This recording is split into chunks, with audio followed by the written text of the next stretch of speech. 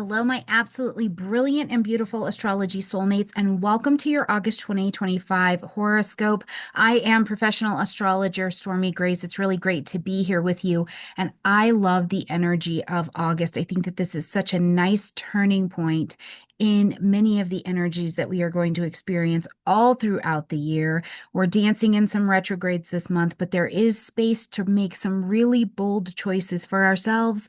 There's a lot of emotional creativity that I think is also available here. And because Jupiter is traveling through Cancer, we're still getting this watery experience, this watery expansion that's almost magnifying what we need emotionally and what we need to have sorted really close to whatever we call home in order to be safe, sane, and healthy without burning out. So there's a lot going on the stage here in August. Now, I am going to encourage you to absolutely listen to the general. In addition to listening to either your sun, moon, or rising sign, I always suggest that you listen for your sun sign so that you can get both pieces of depth to really see what you can do with this energy, but also how it fits into the soul story of your chart. There's going to be timestamps in the description box down below for you, of course. And if you have not already clicked in and gotten my free astro guide, How to Unlock the Astrology, it is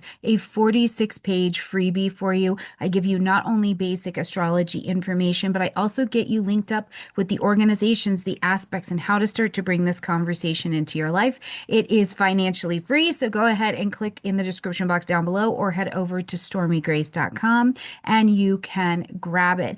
As well, if you have not yet picked up my new book, The Big Book of Aspects, I would love for you to grab it. It's on pre-sale. I'll put that link in the description box down below as well. Now, before we jump in and talk about all of what's going on in the general, and then we break it down for each of the 12 signs, we also like to have a world view of what's going on because it can get very big out there.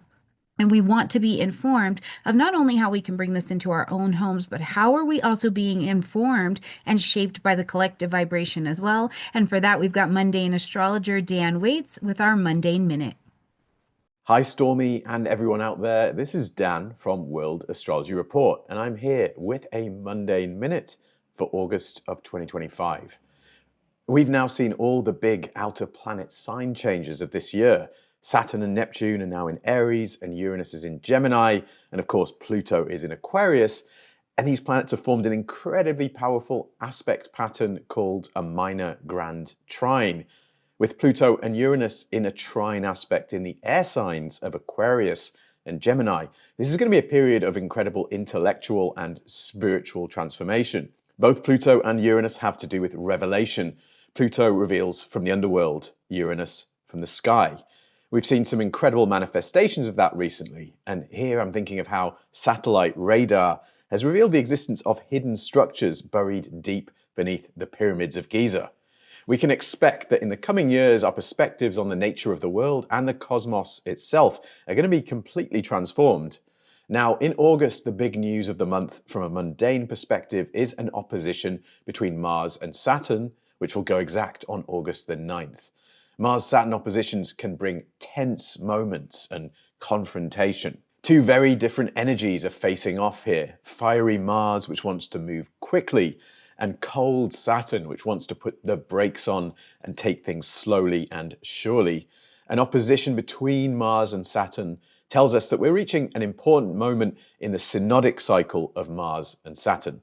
The themes that come up around the time of this opposition will be connected to themes that were established at the time of these planets' conjunction back in April of 2024.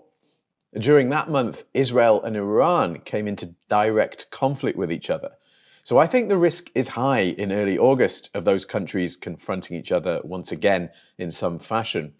But there's something unusual about this Mars-Saturn opposition because it's configured with the outer planets that I mentioned earlier.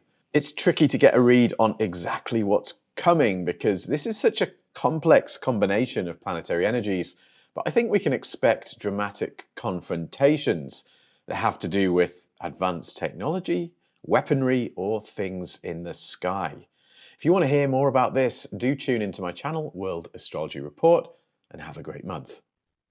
All right, my beautiful friends, looking at the general overview of what is happening here in August, I first want to say that we are also in the eclipse zone window. So there may be a bit of intensity that you're experiencing in the Pisces and the Virgo areas of your chart. So be paying a little bit of attention to that, what's starting to shift for you and where you're starting to feel that there's an emotional turning point that is not only here with us now, but you're feeling this slight other edge that is starting to push in. Now, throughout this particular month, we're going to have Mars entering into Libra. We're going to see that Mercury is coming direct this month and also that it's in an opposing conversation with Pluto, right? That's a really big deal for us to be looking at. We've got an Aquarius full moon that is definitely going to be an awakener for us. We're also going to have the Virgo new moon, and we have got Uranus in a conversation with both Saturn and Neptune. So we are pulling back some illusions. We are having ego deaths where they need to happen, but all of them are unlocking these places for us to make these bold decisions in our lives that are so much more aligned with the truth of what we need and the truth of who we really are. We've been talking about this for some time this year. We're 8 months in, in the Venus Reset program. If you haven't checked that out yet, that I started talking about at the beginning of the year, this place where we actually have to soften to come back to our power and find out what we need through the softened radiance. This is going to be something we're going to see how it's continuing to speak the language of astrology in your life. Now, at the beginning of the month on the 6th, we've got Mars shifting into this Libra vibration. And it kicks off a whole new tone of action because we've got Mars moving into an air energy. Mars likes to go directly at what it wants. It's like, I'm going to just go this direction. But in Libra, it doesn't have the opportunity to do that. It has to move in double place since Libra is a double sign, an air sign. So the way that we assert ourselves this month is going to look very different. And it's also putting Mars in a capacity that I love for Libra energy, negotiation. Negotiation. You are willing to get in there and to negotiate. Maybe it feels a bit frustrating to have to get in there, which is a great place to use your Martian energy because you want a little push and pull in your action. And it's going to help you negotiate what you want. The other portion that I love about Libra energy being Venusian is it lets you fight and negotiate with grace. Now, if you have to stand up for yourself in a difficult situation, in a difficult relationship, you need to move towards something with fairness and clarity. Remember, you have the opportunity to move with grace. And I think that this also includes moving with grace with yourself, because sometimes we have to assert ourselves in air, and that is asserting ourselves against our own heads, our own minds, right? The stories that we're telling ourselves. So you could find yourself as we're coming into this month, there's a lot of intensity in the energies that you are in some kind of tug of war. You're going in two different directions. Now, where you can stop and think about this Libra energy of, first of all, Mars says, what do I do? And Libra says, I move with grace and I want to balance the scales. So think about that. How can you act in a way that is going to balance equilibrium and keep it graceful? Instead of storming out of a conversation or shutting down in a conversation, let's choose a little bit more diplomacy. Maybe you say, oh, okay, I do hear you. I hear your side. I need a minute to breathe. Here's what I need, right? I hear you, and here's also what I need. This is a great place to practice that. What is not great during the Mars Libra transit is going to be passive aggressive energy. This is going to be a great way to get someone else's Mars really fired up and picking a fight. Now, when we get to the 9th, you're going to have a separate full moon video all about the full moon happening at Aquarius, but just know it's going to be happening at 17 degrees of Aquarius, and this is like a peak moment. The big question is going to be, are you living your truth? Or are you living a truth that is keeping you comfortable because the tribe said this is what you're supposed to do. This is how you're supposed to do it. Lots of clarity on organizations, friendships, the places that you affiliate, the social media and media that you bring into your life, because it's going to be a time of revelation and pivot. I'm telling you, some of you are going to be like, nope, I don't belong in this area anymore. These people are not for me, or, oh, these people over here are actually my tribe. Whatever it is, the performing, people pleasing is not going to work anymore. And instead, it opens this gate to a lot of freedom where you're like, I am still a part of humanity. I am a person, I'm a part of the process, but my processing is going to be happening over here. I love that for you. Now, the 11th is such a busy day. There is a lot of energy going on. I talk about it in your individual horoscopes as well, but please mark the 11th on your calendar. First of all, we've got Mercury coming direct at 4 degrees of Leo. To be fair, this is not the full Mercury retrograde cycle. We're not actually fully done with it until August 25th when we see Mercury leave its post-retrograde shadow time. But it is coming direct, so let's not stop the celebration. Let's not stop the party, okay? We've got Mercury coming direct. We're going to see that as Mercury is coming direct there, it's still in this conversation like it has been in the opposition with Pluto that's over in Aquarius. We've also got a sextile between Saturn, who's retrograde, and Uranus, who's over in Gemini. As well, we've got Venus and Jupiter coming together for a conjunction. When I tell you it is a busy day, it is a busy day. So let's break these down.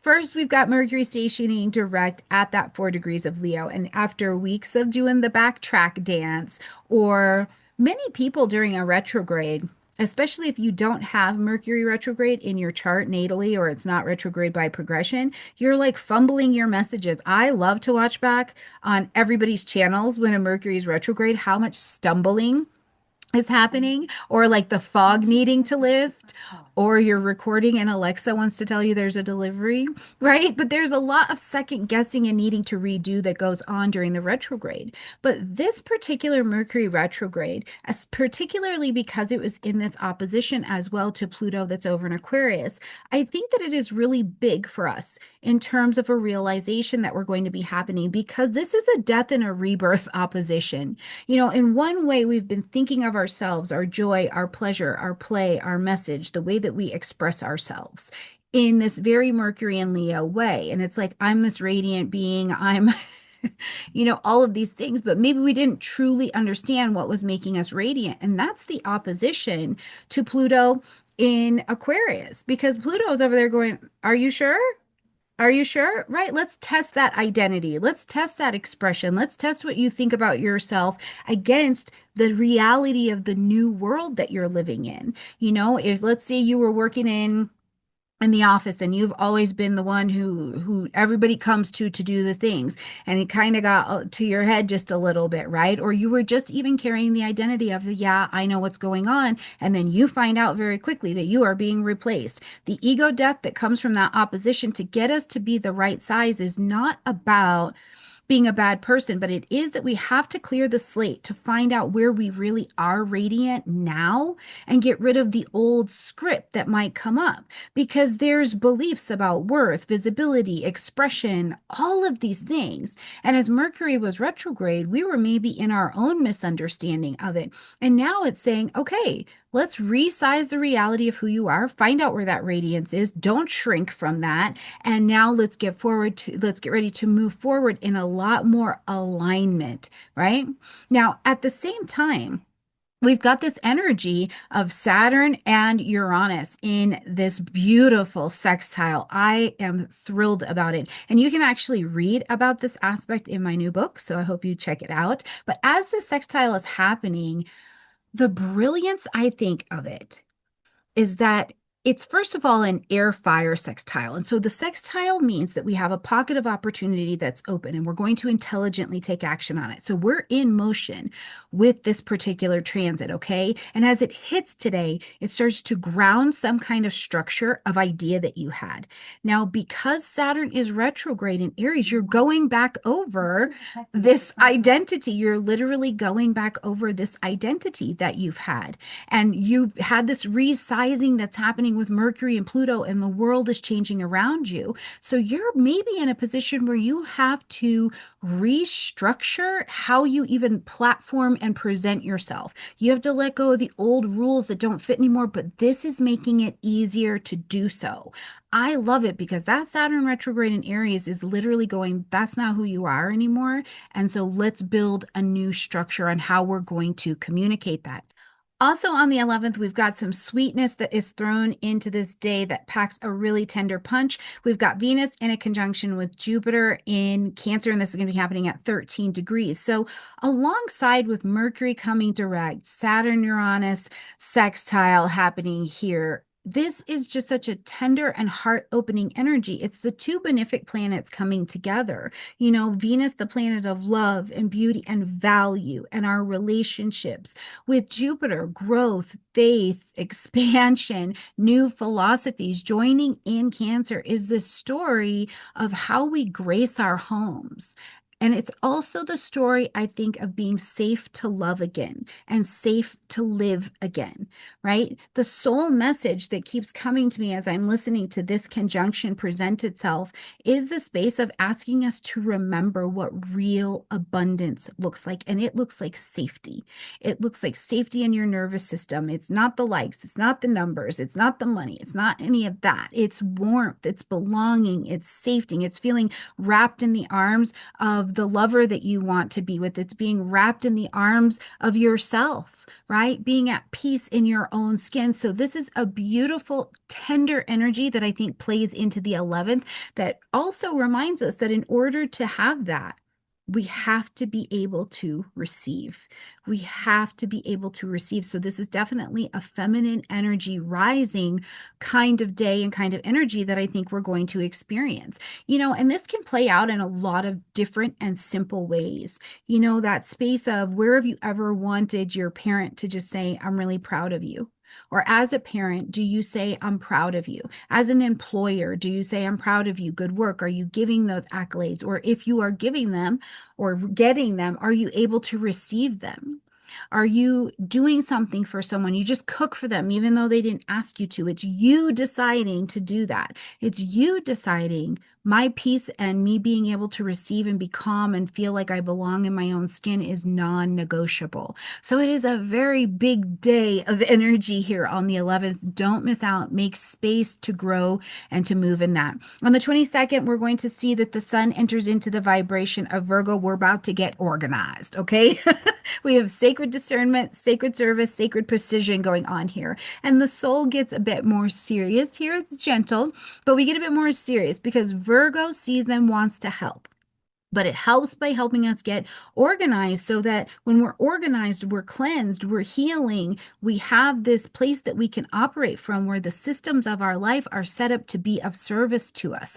It's of service to our nervous system as well, right? So it's going to be the time of the year. It's time to clean your space, streamline that workflow, choose, especially with the South Node in Virgo right now, choose that devotion over perfection. This will be a huge energy.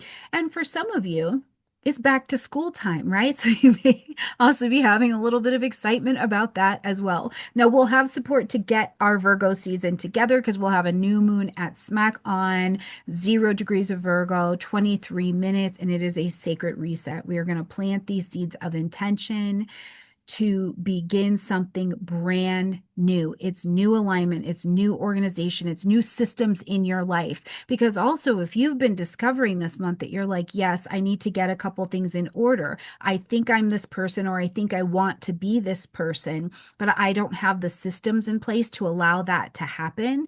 This will be the season, and this is going to be the lunation to help you plant those seeds of intention. And the other thing I love about this at this point in the year is it's really driving home choice, right? It's driving home, I think, choice over destiny left and right, especially with the South Node there. It's like, why are you choosing that? Or what would you love to choose here instead? I heard this great thing. Somebody said manifestation is not about waiting for it to appear. It's showing up every day so that what you're calling to it knows that it's safe to land. And I love that when I think about how Virgo can be of service to help us get organized and create a sacred space. Do our behaviors, do our schedules look like the life that we're saying that we want to live, right? Oh, brilliant. Okay, on the 25th, we'll see Venus now shifting on and getting out of this Cancerian vibration, moving into that fire space of Leo. Again, I'm very ready to shine, but it's not surface level. It's not a surface level glow. It's not a little peel. It's soul radiance.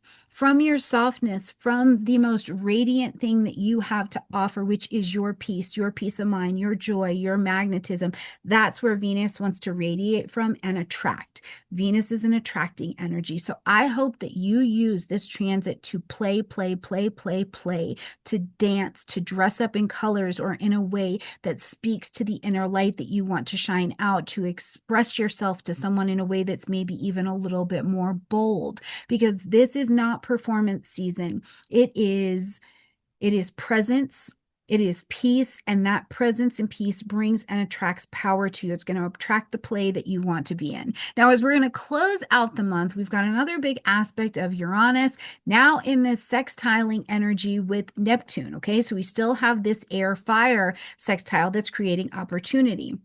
But first of all, with Uranus sextiling against Neptune, who's retrograde, this is a little bit different than the Saturnian energy because it's the blending of innovation and imagination. They're coming together. It's technology and intuition and innovation, but also it is where data helps you strip away any kind of illusions.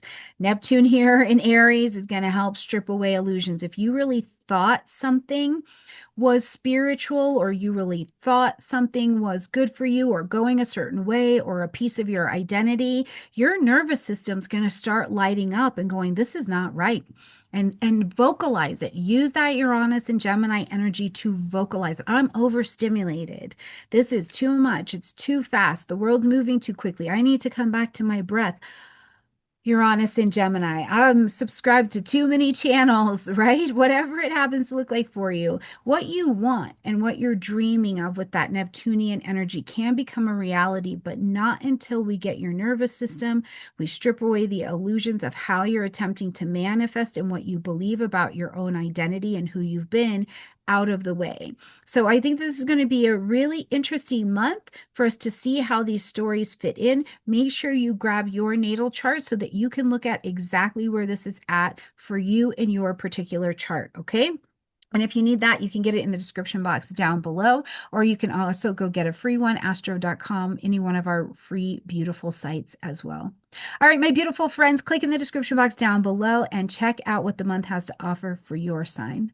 I love you, and I'll see you next month. Beautiful Aries friends, and welcome to your horoscope for August of 2025, where Aries, this month, your personal reinvention continues, but the pace is a little bit more layered. Because while you may feel this pull towards, I'm going to make these bolder moves, right? Saturn had moved forward in your sign, now taking some retrograde. There are still several other retrogrades that remind you that mastery actually requires the patience, the reflection, and a good strategy. So this is definitely a month where you will also be reviewing some of that strategy and how it fits in the world. This is also a month where partnership, purpose, and I think the creative portion of your confidence gets recalibrated to see how it all fits in that strategy as well. So let's jump in Aries and see what this month has to offer. Remember though, Aries, if you do not already have your personal natal chart, you want to get one for free online, come get one for me, whatever you need to do so you can see exactly where these placements are in your own chart instead of just the general reading. All right, on the 6th of August, coming into the month, we've got your ruling planet Mars moving into Libra, lighting up the 7th house space of Aries in general. Now, Mars in Libra is not actually very happy to be here. It's in its opposite position. So it's not necessarily as comfortable. Your energy doesn't get to be as straight or as directed. It has to be a little bit more split because Mars is your ruling planet. And as it moves into that Libra energy, you move into the space of not just the self, but the committed, conscious, chosen one-on-one partnerships and relationships. So this transit redirects that firepower towards relationship dynamics, whether they be business, romantic, deep one-on-one friendships, contracts, legal battles that you're in. It's less about, I want what I want, right? And more about, okay, how can we win together? So this will be a theme that you will experience all month long. And with so many planets still in retrograde at the sky at this time, this really isn't about initiating new partnerships quickly. It's about rebalancing and recalibrating the existing ones. So if you've been avoiding some kind of confrontation, or you've been powering through something, especially without any kind of consent or support. Now is the time, Aries, to go, okay, where can I be a bit more diplomatic here? Where can I lead also with that fairness and that diplomacy? Very Libra qualities. Because healthy Aries power actually shares control without losing that edge of self. So, let's say you have a business partner. Maybe you revisit an old contract and an old agreement because you're like, we need to get on new footing.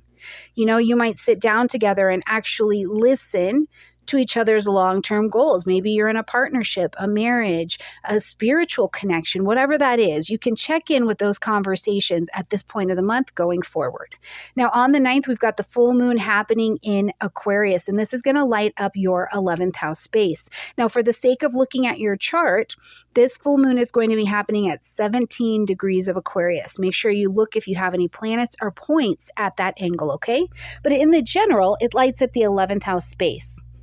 It's the house of friendships, networks, social things, social designs, your future plans, goals, and ambitions that you have for your life or for a direction you would like to go. And underneath, again, all of this retrograde sky energy we've got going on, this lunation, I don't think, is particularly about visibility. It's more about liberating yourself from some kind of collective maybe group or collective expansion, a friendship group that doesn't allow you to expand. Maybe there have been some societal expectations, but whatever they are, the beliefs that have been here or the connections that have been here that don't actually reflect who you are becoming this time, the full moon's going to ask you to end them, acknowledge them, or to make some kind of adjustment. You need to pivot so you can stay on the road. You may realize that a group you've been a part of feels misaligned. It's just not in alignment anymore. Or this dream that you had for your life or your future or a plan that you even made, maybe it felt more robotic and outdated. It's okay to change your mind. It's okay to have a full life change your mind, Aries, if that's what life is requiring at this time. But it is a powerful time to also behave a bit more like an Aquarius, right? Be gently detached from some of the communities or some of the roles, the things you feel like don't fit. Instead, start aligning yourself in areas you feel like do fit, even if you're just inching into them a little bit at a time, because that's really the essence, Aries, of showing the real you, is having to be true with where did you grow to now? Maybe that shirt is not the shirt anymore. Maybe that story that lived in your friendship heart is not what's in the friendship heart anymore. Whatever it is, you also get permission to baby step and be kind of detached so that you can just test around and see how the new energy feels. Okay, August 11th brings us to Mercury coming direct at 4 degrees of Leo, lighting up your 5th house space. Now, I want to just pose a reminder here that Mercury doesn't leave the post-retrograde shadow time, so the full Mercury retrograde cycle, until we get to August 25th. So just keep that in mind. But yes, Mercury comes direct today, so some energy will start to move forward. And it's like, whew, finally, a green light, right? Mercury stations direct in this 5th house of play, pleasure, creativity, romance, joy, taking a risk, children, your self-expression. So if the past few weeks have felt like maybe your creativity was blocked or you were second guessing how you were going to express yourself in some way, this shift kind of reopens that channel, but it's more heart aligned, hopefully, right? So this is a brilliant time, I think, Aries, to one, share your art, share your heart, return to a passion project that maybe got delayed, or during the retrograde you came back to it and you just worked on what it was and now your time to leap it forward. Speak love into your life. See what's happening with your children, because your children could be bringing something very much so to your attention. They could even be coming back home or something like that. That thing you've wanted to post, publish, perform, do it. What is that thing? Let me know in the comment section down below, Aries. What have you been waiting to put out there? The time now is ripe. It's ripe for the picking. So just be mindful of your delivery. It's less about the Leo flair, and this side of it is the Leo authenticity. That's what this is really about. It's also a really great moment for you to use your voice in your parenting with your children, if you feel like you've kind of gotten behind on that mark. Something someone was saying during the Mercury retrograde Aries that I thought was brilliant is that just because you have children doesn't mean you know how to be a parent. Maybe it's a place where you have to lead with some compassion and realize you need some training in that skill, right? I just thought about a beautiful reframe for our community, how we can think about this particular transit.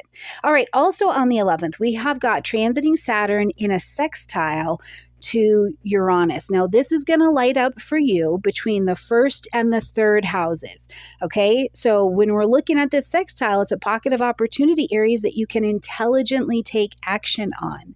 So with Saturn retrograde still in your sign, hasn't slid all the way back into that vibration of Pisces yet. Uranus retrograde here in your third house, still retrograde in that Gemini energy. You're also being asked to kind of radically rethink how you're expressing your identity through your words, through your mindset, through that daily conversation. All right, also on the 11th, we are going to see that Saturn and Uranus come into a sextile with one another. And this is going to be lighting up your first house where the Aries energy is at, and the third house where Gemini is at with that Uranus and Gemini energy. Now, they're coming to this sextile at 1 degrees of Aries. So again, make sure you double check your chart to see exactly where this is happening for you, okay? But with Saturn retrograde in your sign and Uranus just popped into this Gemini house, you're still being asked to pretty radically rethink how you're expressing your identity through your words, your mindset, your daily communication, the way you're representing yourself. You know, this is the second in a 3-part trilogy that these two particular planets are going to be having with one another. And the breakthrough here is not going to come through some kind of rebellion. Saturn is retrograde. It's going to come from discipline and taking on a new form of learning, thinking, speaking, or a different mindset with purpose. So what old self-conception are you still clinging to, Aries, that just doesn't match how you want to show up now? Are you willing to rewire your internal monologue or commit to a new language around self-trust, boundaries, confidence, right? This is an ideal energy for refining that, for refining your voice. And again, you can start small, Aries, because there are no such thing as small wins. Wins are wins, okay? Wins are wins. Aries energy taught me that. Wins are wins. So whether it's journaling, recording your insights, giving your voice some space to show up in your life, whatever it is, you have an opportunity to give your voice some real room to grow here. All right, hopping down to the 22nd, where we are going to enter into the terrain of our Virgos, lighting up your 6th house space.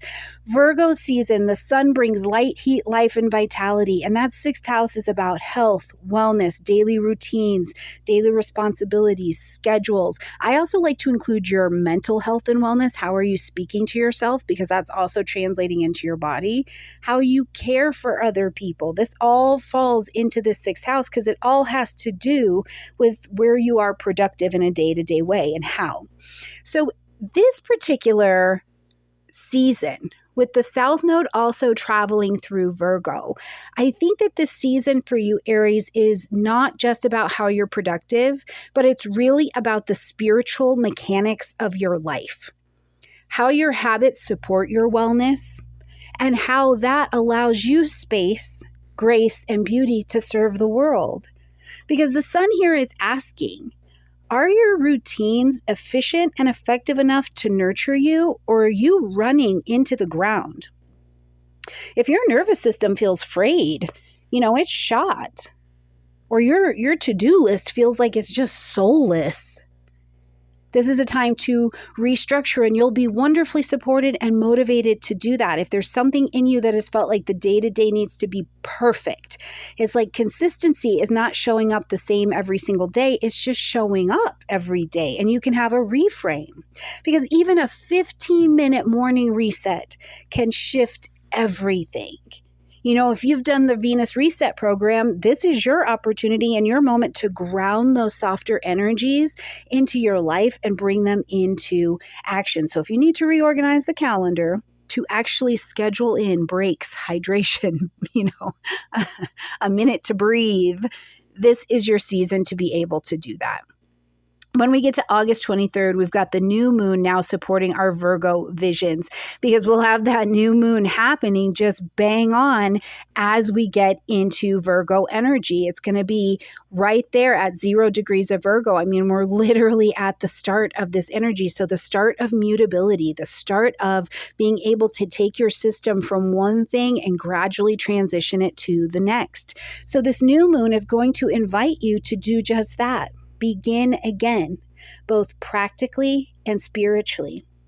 At 0 degrees of Virgo, this is truly a clean slate in your health, in your energy, in your workflow, in how you're of service. So I would encourage you to plant seeds of intention that are clear, but they're embodied intentions for how you want your daily life to feel. Right? How do you want to feel in your physical form in your daily life? This is the moment to recalibrate your calendar, your gut health, your physical workspace so that it can feel and be what you need it to be your current version of system firing on all good cylinders, not nervous system out of whack and a wreck, right? So this is something else I just would like to say, because I feel like sometimes the Virgo energy comes up and we just go wild. There's no need to overcomplicate this. Aries, choose one daily act that supports your body and your spirit. Plant those seeds of intention that support that slow, sustainable, but efficient growth. You may start a new morning movement or breathing routine. Maybe there's a habit in your daily routine that has really helped you or fed your identity, and you're realizing you need to cut it because it's draining you. For some of you, it may be that you've got to get really serious about sleep at this point in your life. The goal is simply integrity between how you show up, how your life feels, and how you really want to live. Okay, as we get to the 25th, Venus is moving on and getting into the brilliant energy of Leo, and the Leo center has been experiencing a lot of action and movement over this last little bit of time. So Venus comes sliding in to light up your 5th house space, and it's like now the pleasure comes back, right? Venus entering into the 5th house is juicy. It's bold joy, it's bold romance, it's creative play, it's ease and harmony with your children and your aspirations. And after months of softening, doing that Venus reset program, this version of you that is softer, that is easier, that is able to receive, able to move and soothe your nervous system with joy, wants to shine really authentically here. It's a wonderful time. It's a wonderful time to share art, to flirt, to allow yourself to be witnessed in the soft, beautiful, creative being that you are. But because the rest of the sky is still retrograde heavy, the invitation here, I think, is to radiate. Don't perform. Let that big Venus energy put out the peacock feathers, call to you what you would like to attract, and radiate. Let the pleasure be real, right? Forced orgasms are not happening. Don't force a glow up. Just live it. This could also mark a really sweet chapter, I think, in your romance. Perhaps you're even reconnecting with something that you used to love it and enjoy it before life got so serious. So if you're working through the Venus reset, this transit is going to help you, I think, also come alive in that as well. And it's a great transit for you to just go ahead and say yes to play, get on the floor with the kids, get on the floor for yourself. You know, I say get on the floor. As we're going to get ready to close out this month on the 28th, we've got Uranus in a sextile to Neptune. So again, this is lighting up that 3rd house space with Uranus in Gemini. And we've got Neptune in its moments over here in your 1st house, still in the vibration of Aries. Now, again, this is another sextile to Uranus happening at 1 degrees of Aries. So this is really nice. This is a pocket of opportunity. There's some ease and some action happening here. And I do think that this transit is subtle. It's subtle, but a spiritual awakening is unfolding here, especially as Uranus is there in the 3rd house. And it's saying, hey, I'm having some inner realizations, and the outer events are starting to show up in alignment with that to tell me that these are true. Maybe you receive a vision or a dream, or you start to see more of the synchronicities that reframe your reality. Maybe you're even seeing reframes to reality when you've just thought it or you've dreamt about it, and then the synchronicity showing up during the daytime. I want to say you do not need to rush to explain or to act under this transit. You can sit with it. The way that you think, the way that you speak, the way that you teach, the way that you market yourself, it's all being upgraded, but at a soul level. So I think that this is an ideal moment to, first of all, deepen your spiritual practice about who you are. What is the oneness of Aries, right? This is a new level of fluency emerging for you about how you speak your personal mythos, your personal language of you out into the world. I absolutely love it. So I think, Aries, we've got a very good month on our hand. It's going to be busy. The world is out there continuing to change, continuing to throw information at us that would seek to absolutely overwhelm your senses, kick you out of your center, take away the places that, really are you and have you living in some kind of chaos. But that's why we gather here in astrology to sit and come back to center and say, I get to have the kind of experience I would like to have. Here's the energies playing around me. What am I going to do with the energy that is available? All right, Aries, let me know how your month goes. I love you, and I will see you in September.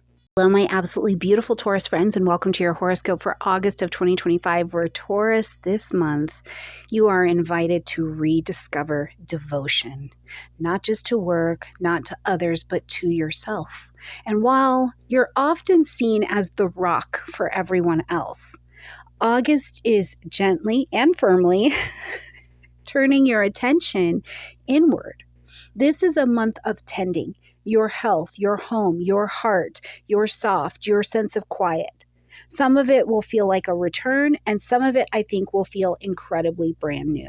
So let's talk about what's going on for you beautiful Taurus friends. But before we jump in, please make sure that you have your own natal chart as well, so that you can see how these transits are playing for you, not just in the general. And if you don't have one, click in my description box down below and grab it.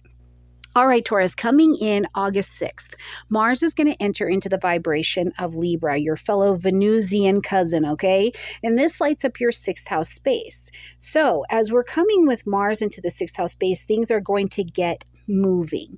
It's almost like lighting a fire with Mars here under your daily routines, your physical wellness, the way that you offer your energy out into the world in a daily productivity kind of way.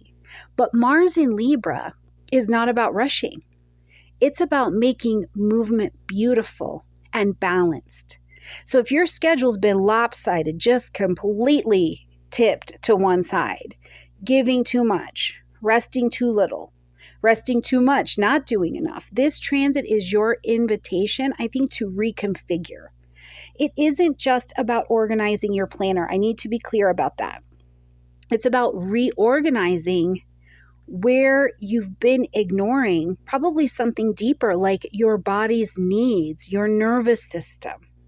Mars here wants action, but there's also a retrograde heavy sky that says slow action, kind action is actually the action that we need. So if you finally go ahead and book that physical therapy session that you've been putting off, or you reorganize your kitchen to make healthier meals easier for you to prepare, maybe you even stand up at work and you say, no, I need to create a small shift in my morning schedule because this is too chaotic. Any of those things are definitely a Mars in Libra in your 6th house kind of transit. Now, when we get to the 9th, we're going to have the full moon happening in Aquarius, and this lights up your 10th house space. So again, please make sure that you have your natal chart, because you really want to see where 17 degrees of Aquarius is at on your particular chart, so you know exactly how this is happening for you. But the full moon is going to ask us to end something, acknowledge something, or to make an adjustment. We need to pivot. Some things are going to stay, some things are going to go. And when the full moon lands in your 10th house, this is about career, your reputation, your public life, a title that we call you in public, right? But the 10th house here is not just about what you do. It's about how your role in the world aligns with your values and how you do that thing. So something may be illuminated for sure around your job or around a way that you're leading in some way, shape, or form, maybe around your reputation, Taurus. We've got Saturn, Neptune, Pluto still retrograde. So this clarity I think can come with a little bit of emotional weight. It's a full moon also, right? You could hear something, Taurus, where you're like, ooh, that stings just a little bit. Or you realize you don't like the title that you've been carrying around in some way. You know, something else is that you may recognize that the person that the world sees isn't really the full you anymore. And it's okay because it's time to release that old performing role. And it's a great moment. It's a great, beautiful moment to quietly just shift your posture around that 10th house, around your ambition. And ask yourself, Taurus, what version of success actually feels good to me now? Because then you can go out and present that to the world. As we get to the 11th, we've got Mercury coming direct at 4 degrees of Leo, lighting up your 4th house space. Now, this is going to be the space of home, family, real estate, property, women in your life, your mother. But something to keep in mind as Mercury is coming direct here is that Mercury is not fully out of its post-retrograde shadow time. That's not going to happen until August 25th. But we do get some forward motion going here. So after this period of kind of being in emotional quiet or confusion or trying to redefine your voice in what is home to me, what is sacred, what's my inner life, conversations or decisions about where you're going to live, who you want to live with, how you hold space for yourself when it comes to being clear on your emotional needs, all of this is going to be having a space to start to roll forward. This is also a beautiful time to speak honestly, Taurus, with your loved ones, especially about things that you've been holding in or you've been holding back on, right? Now, whether it's a family misunderstanding, whether it is that desire to move, I want to live someplace else, I don't like the way the house looks, something like that.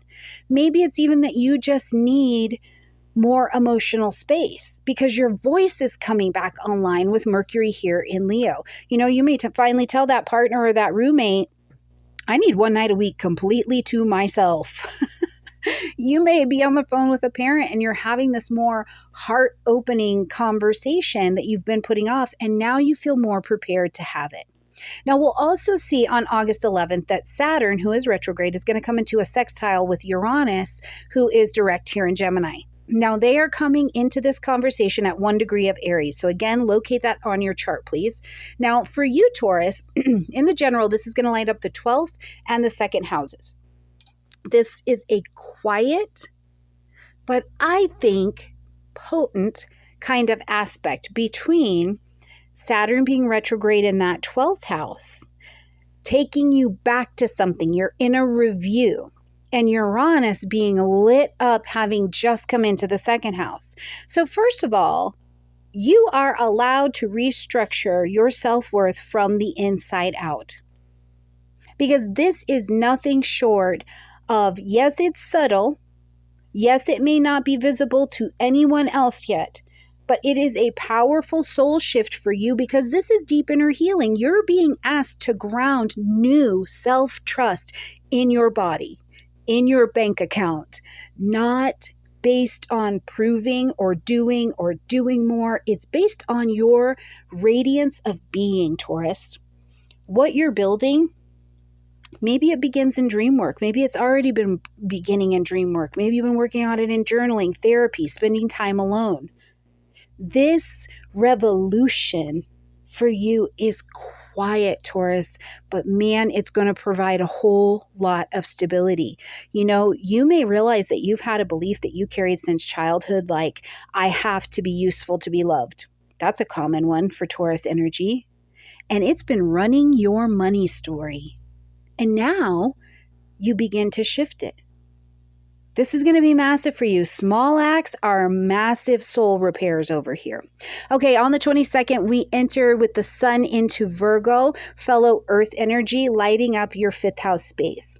As the sun moves here into Virgo, it's bringing light, heat, life, and vitality. So you are motivated in this area. Now, I want you to also keep in mind that the South Node's been traveling through Virgo. So some things where you've had perfectionist tendencies, or you've been trying to make a plan and decide the outcome of everything and plan, Taurus, that's not working out, because what it's been doing, that the South Node and this motivating sun are going to show us, is that it's been killing your pleasure, your creativity, and your joy, right?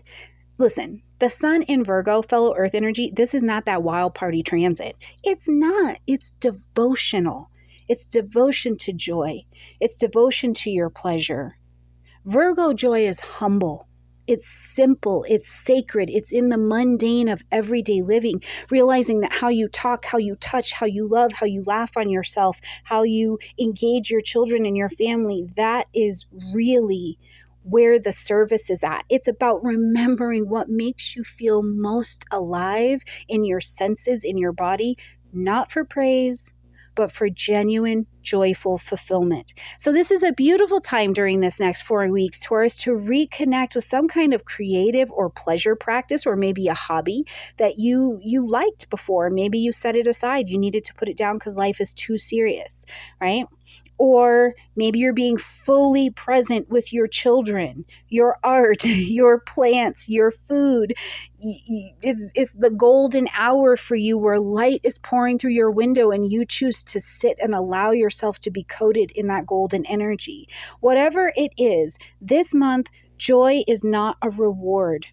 I think it's a devotional responsibility for you to take on in the most pleasurable way. All right, when we get to the 23rd, we've got a new moon that's going to help and support this beautiful Virgo energy as well. And the new moon is a clean, fresh start in your center of joy. Now, this particular new moon is at 0 degrees of Virgo. So it is genuinely a clean, at the beginning, fresh start. And it's, I think, here to remind you in a very earthy way that pleasure is not a luxury. It can be, but it's an essential.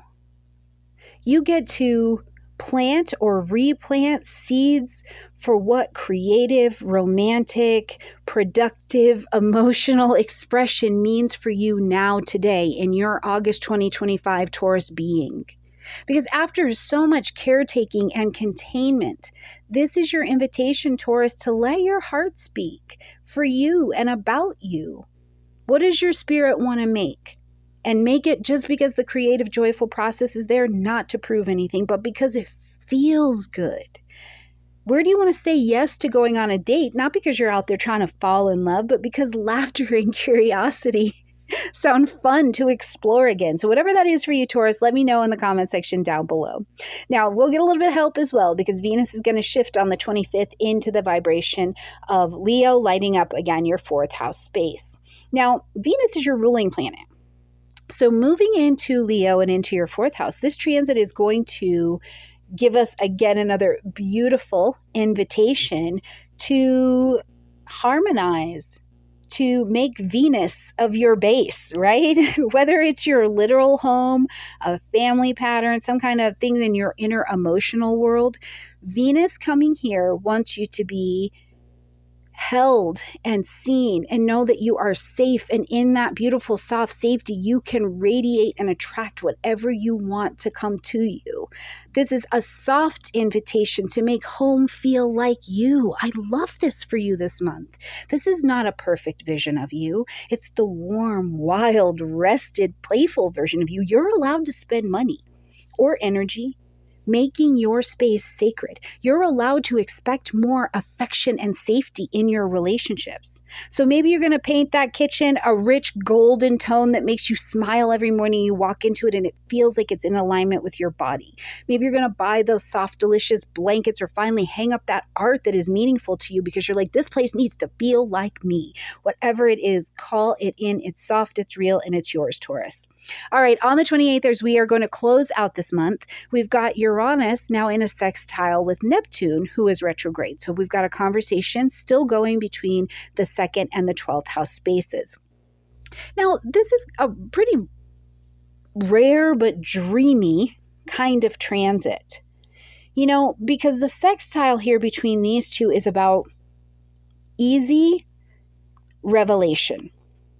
And it's the easy revelation on how you value yourself and how that value is connected to your spiritual healing, your spiritual wellness, your belief that the universe has you in the palm of its hands or not. So you can watch out. Maybe you're going to receive some insight or some clarity that comes through dreams, signs that repeat themselves to you. There's a sudden awareness for you, Taurus, around your worth, around the value of your intuition, around money. It's subtle, but it is profound. And I want to state too that this is not a transit that you are meant to solve. You don't need to solve this right now. Just let the insight come through in the quiet. Let your spirit and your soul have this place to whisper the next version of your relationship with abundance. Let it show you how that relationship will need to come with surrender. Your dream of your childhood home and how you used to wake up crying or, whatever is the representation here, suddenly you realize that this is not about you and your childhood crying. It's that you realize that you have had this internal bad belief, bad behavior, outdated behavior about scarcity, and it has been running your money and your value game. Maybe you look at your bank account and instead of spiraling when it looks or doesn't look the way you want, you pause, you breathe, you say out loud, I trust myself to build this slowly. That's wealth, Taurus. That's awakening. So Taurus, I cannot wait to see what this month has to offer you, what kind of beauty you allow to be poured into you as you acknowledge you this month. Please let me know what that is for you in the comment section down below. I love you, Taurus, and I'll see you in September. Absolutely beautiful Gemini friends, and welcome to your horoscope for August of 2025, where Gemini, this is a month that invites you to come home to your true voice and not just the beautiful, witty, clever versions that other people tend to put on you and have come to expect. But there is this deeper truth that is rising, right? With Uranus newly in your sign and some key retrogrades working through some social spaces and your emotional body, I think that August becomes this soulful balance for you of emerging while also remembering. You're becoming someone new, and you're probably already showing us who that new person is by living it. I love this. Now, Geminis, please remember to grab your personal natal chart so you can see where this is actually happening for you and not just in the general. If you don't have one, click in my description box down below. All right, Gemini, into the month. So here on the 6th, we've got Mars moving into the vibration of Libra, lighting up your 5th house space. Now, the 5th house is about joy, pleasure, play, romance, creativity, taking a risk with something. Our children show up in this particular house. Being someone's child shows up in this house as well. But as Mars is coming here, Mars is bringing that action, that energy. It's bold, but it's boldly charming. It's not reckless action because Mars can't just go in one direction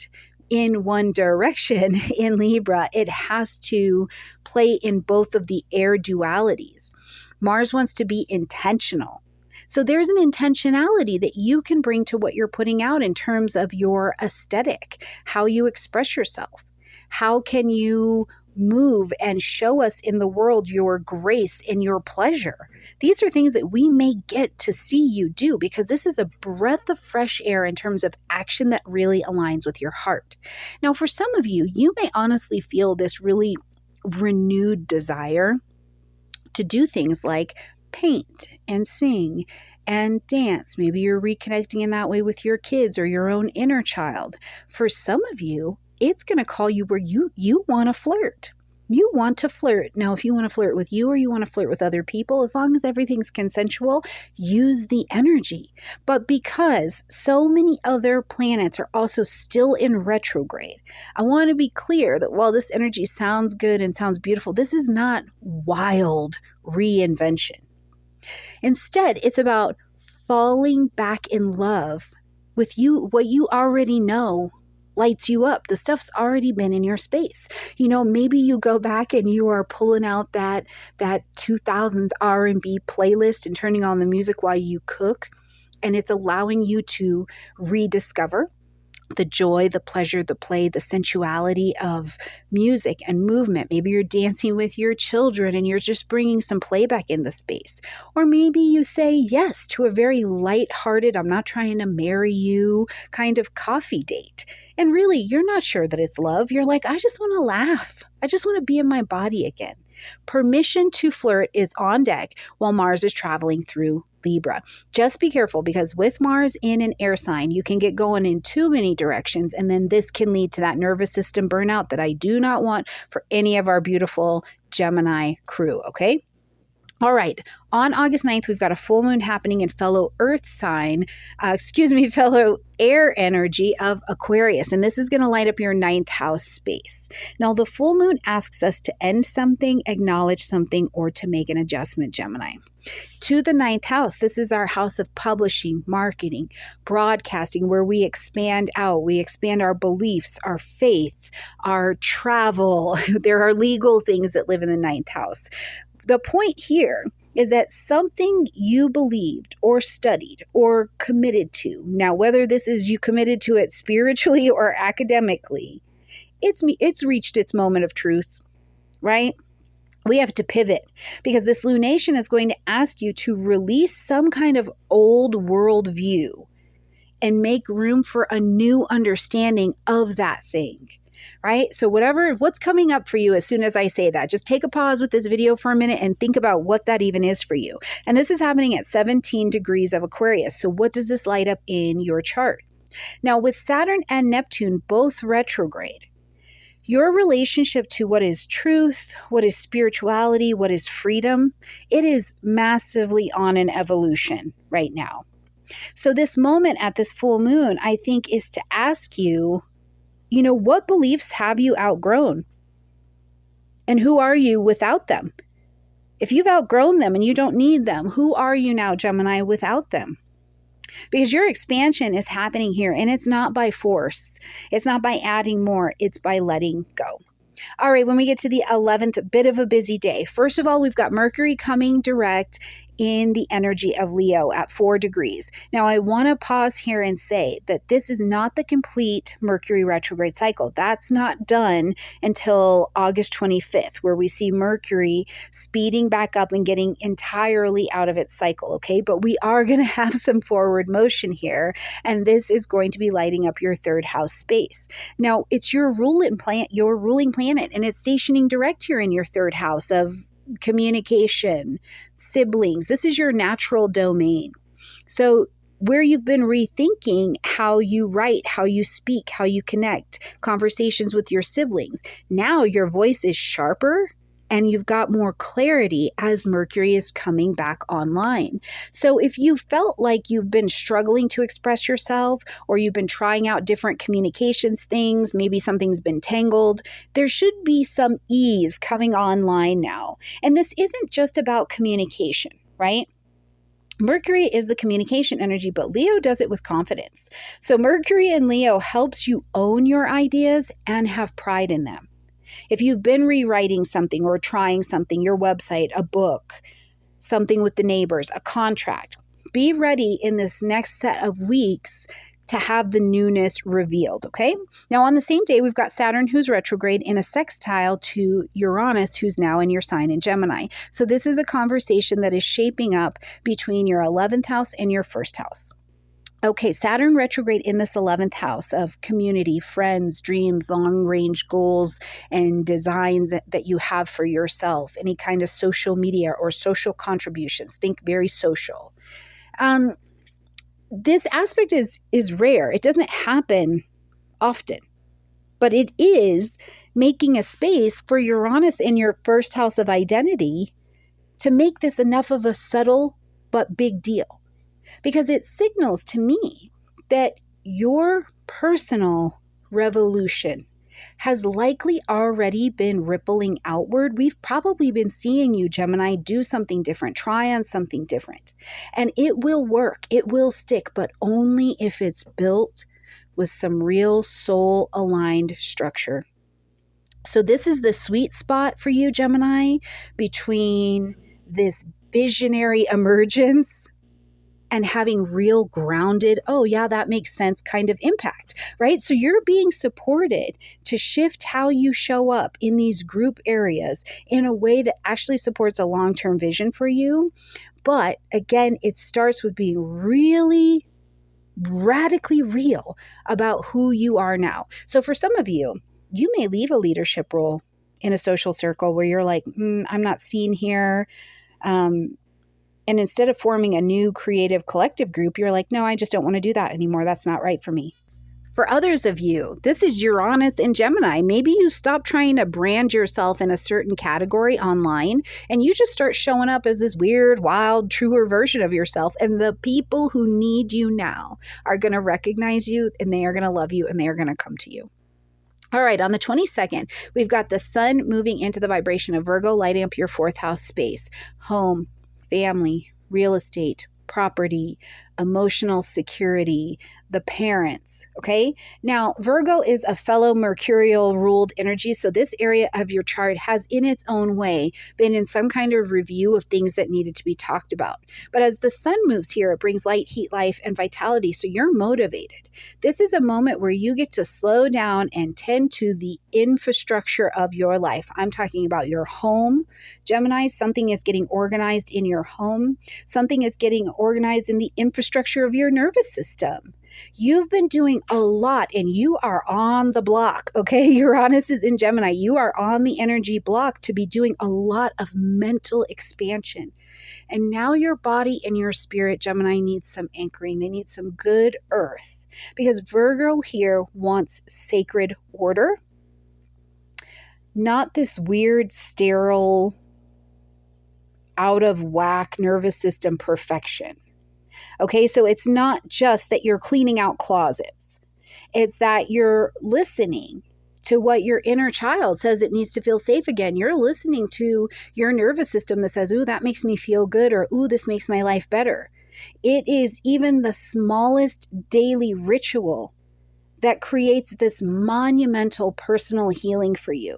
You know, so when you reorganize your kitchen, it's not because it's crazy in there. It's to make mornings smoother.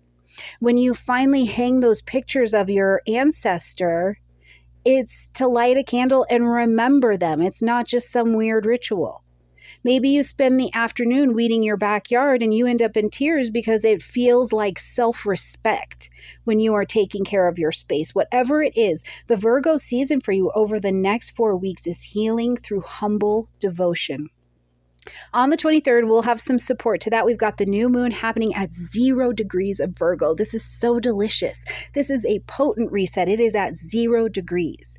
And so the Virgo new moon is offering us this doorway into redefining home, family, real estate, property, your emotional rhythms.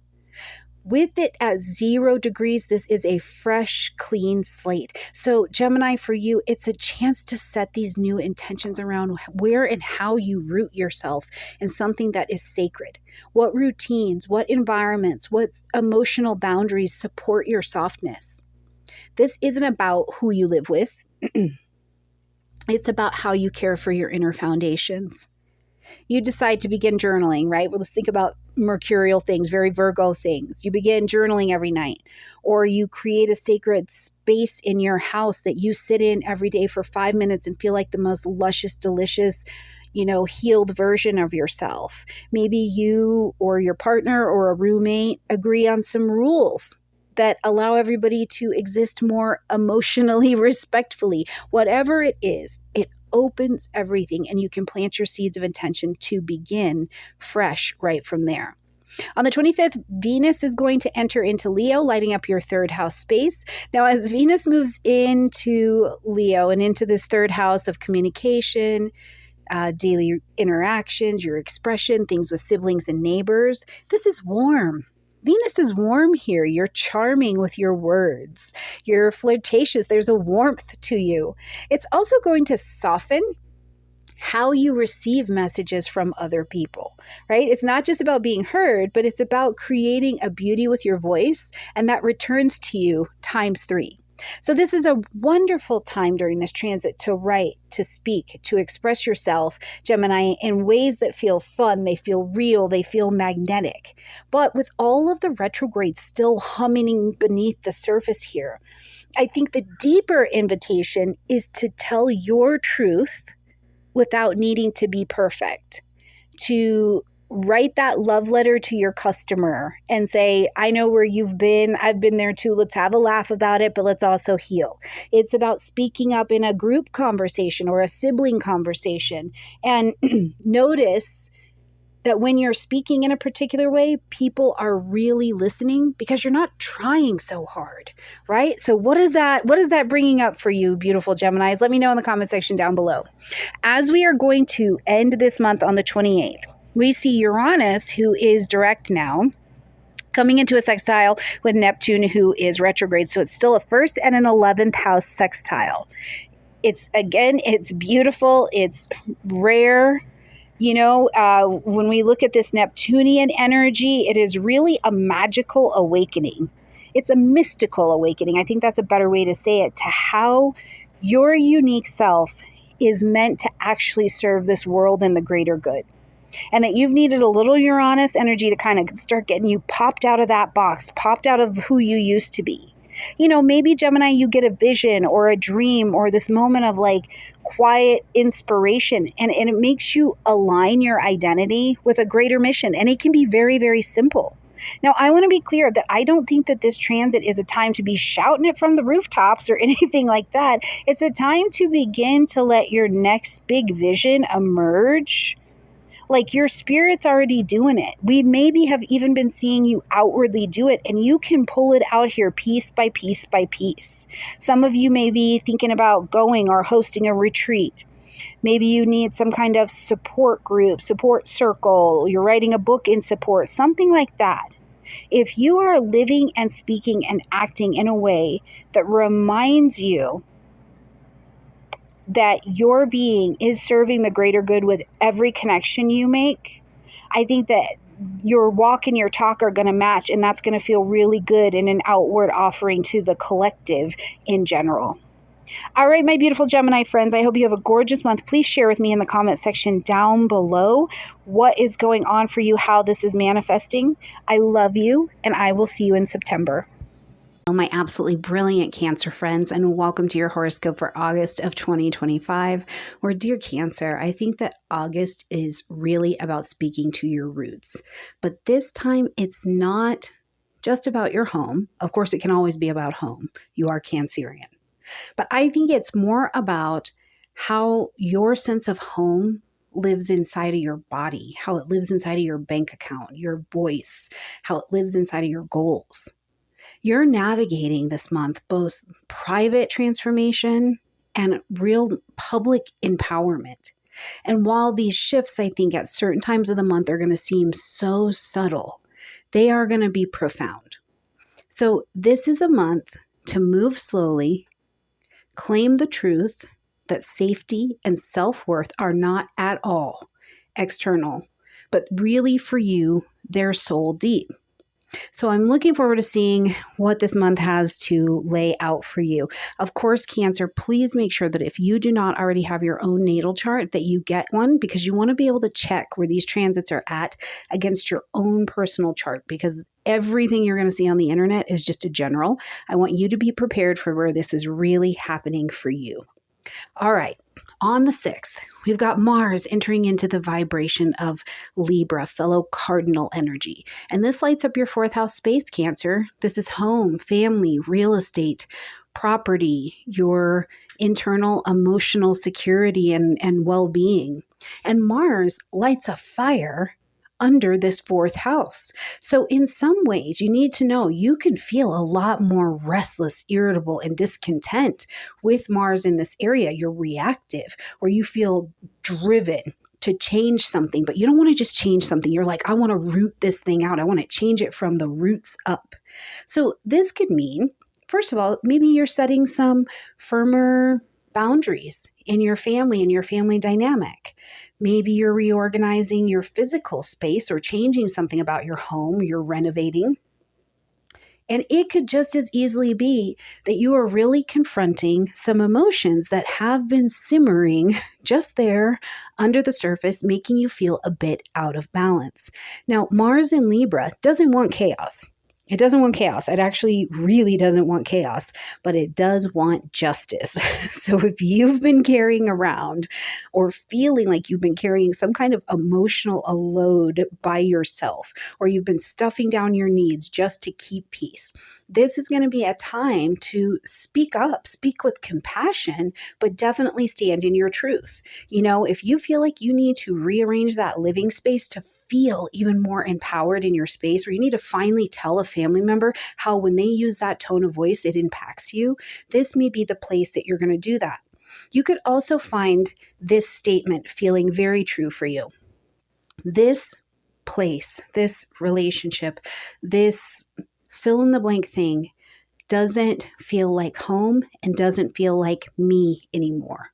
And from that statement, Cancer, you begin this slow process of changing one corner at a time, one idea at a time, into the space that actually feels like home.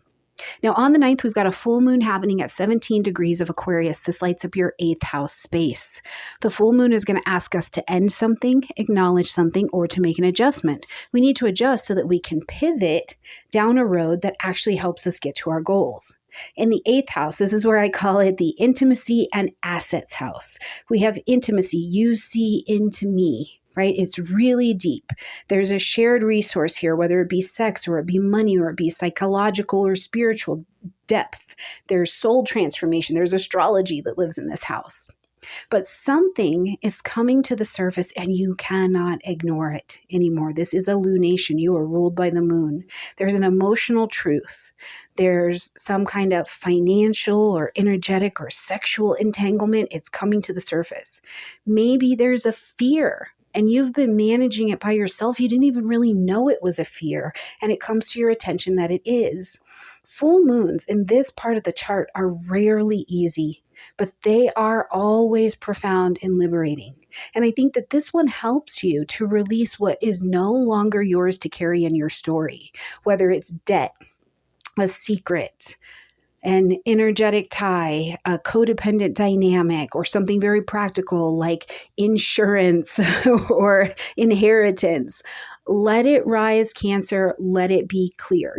For some of you, you're going to pay off that final part of a shared bill from the past, right? You're going to make that final student loan payment, or some of you will be having that. Other ones of you, the work will be deeper and it may be a little bit more challenging, and you may feel like you don't know exactly how you're going to get to the other side. Creative thinking will help you, and I can promise you it's going to be worth it. All right, on the 11th, bit of a busy day. First of all, we've got Mercury coming direct in the vibration of Leo. And I do want to point out that this is not the end of the Mercury retrograde cycle. The cycle actually ends at the post-retrograde shadow time, which will be happening August 25th. But here on the 11th, let's stay excited. At 4 degrees of Leo, we are still getting some direct motion. Now, this is going to light up your second house of self-worth, value, how you make money and allow it to flow towards you. And truly, it's been Mercury retrograde. So after this period of a bit of confusion and rethinking around your finances, your confidence, your value, what do you value? There's some clarity that does begin to return here. So this is a time to speak up what you found out. What did you find out about your worth? What did you find out about what you want to do with your money? What's been happening with your money, right? Speak it out loud to the world and to yourself. And I think that for some of you, Cancers, just looking at this chart, some of you are going to be ready to actually make this financial decision, whether that be, I'm going to raise my rates, I'm going to ask for something I'm really worth. But whatever it is, I like the way that this looks very rooted for you. It's rooted in a different understanding of your value. Just remember that your voice Mercury has a lot of power when it's grounded in self-trust, Leo. Also, on the 11th, we've got Saturn who's retrograde in a sextile to Uranus who's in Gemini, not retrograde. So this is lighting up this space between your 10th house and your 12th house. Now, if you didn't know, I just recently wrote a book. It's available for pre-sale, all about aspects. And this is one of the aspects. It is deeply evolutionary. It just is, because these are bigger energies that govern not just us personally, but the entirety of our communities and societies. So with Saturn here in your 10th house of your career, your reputation, your authority, we see it in public, right? And Uranus over here in your 12th house, where it's quiet, it's more spiritual, it's more surrendered, you're actually being asked and given an opportunity with a lot of ease to bridge these two worlds. One that wants you to achieve something that's really meaningful and hold a sacred position in your reputation. And the other one that knows that not all power is visible. Maybe they're not chanting your names. Maybe you're just gently making a very big impact in someone else's life. This is a moment, I think, to quietly restructure your long-term path. But you do it this time, Cancer, by really honoring your intuition, honoring what brings you and allows for emotional health, and what is also in alignment with spiritual truth for you right now. Because public success doesn't mean anything if your inner world is absolutely starving. So for some of you, you may decide to build more rest into your work schedule. You start meditating, you start praying before bed, before you check those emails. Some of you, whatever you do, you're going to do it slowly, and I think you have a chance to do it soulfully as well. All right, on the 22nd, we see the sun enter into the vibration of Virgo, lighting up your third house space. Now, the sun brings light, heat, life, and vitality, so you are motivated in this season. Now, also keep in mind that while they're not close together, the sun and the south node are in the same sign. So there is something changing about how you used to be very perfectionist in this particular area of your life. And some of that is going to be streamlined as the sun is traveling here. Now, the third house is all about communication. It's communication. It's learning, how you learn and communicate in a local network, things with siblings, right? So Virgo here does want to organize. That's why I use the word streamline, because Virgo wants this area of your life to be efficient. So you're streamlining your thoughts. You're softening your words. This transit is also, at this particular point in the world, so much about your nervous system. But it's like, how do you heal your nervous system through conscious language and sacred structure and devotion in your everyday life, right? It's a great time to revise how you think, how you speak to yourself, because what you're saying to yourself, how you're talking to yourself, that is carrying those tiny little inner conversations to become reality in your body and your nervous system. The Virgo sun wants your mind to feel like a place that you can live peacefully. So maybe you begin waking up in the morning and you're journaling, you're doing that meditation. You change how you speak to yourself when you make a mistake, instead of being like, I always mess things up, or, any of that bad language. Maybe it's, that was hard. I didn't do the best there, but I'm still learning, right? Allowing your mind to be a more streamlined, softer, sacred place. The world will respond externally to those shifts happening for you internally. On the 23rd, we've got a new moon that's going to be happening right there to help you out with this. It's at 0 degrees of Virgo. So right there, the new moon being at 0 degrees is an absolute clean slate energy to your third house. So it's the invitation to plant your seeds of intention for how you communicate, how you learn, how you move through your daily world. Virgo here is going to ask you to be earthy. It asks for simplicity and intention, not more content, not more noise, not more. It's less and more clarity.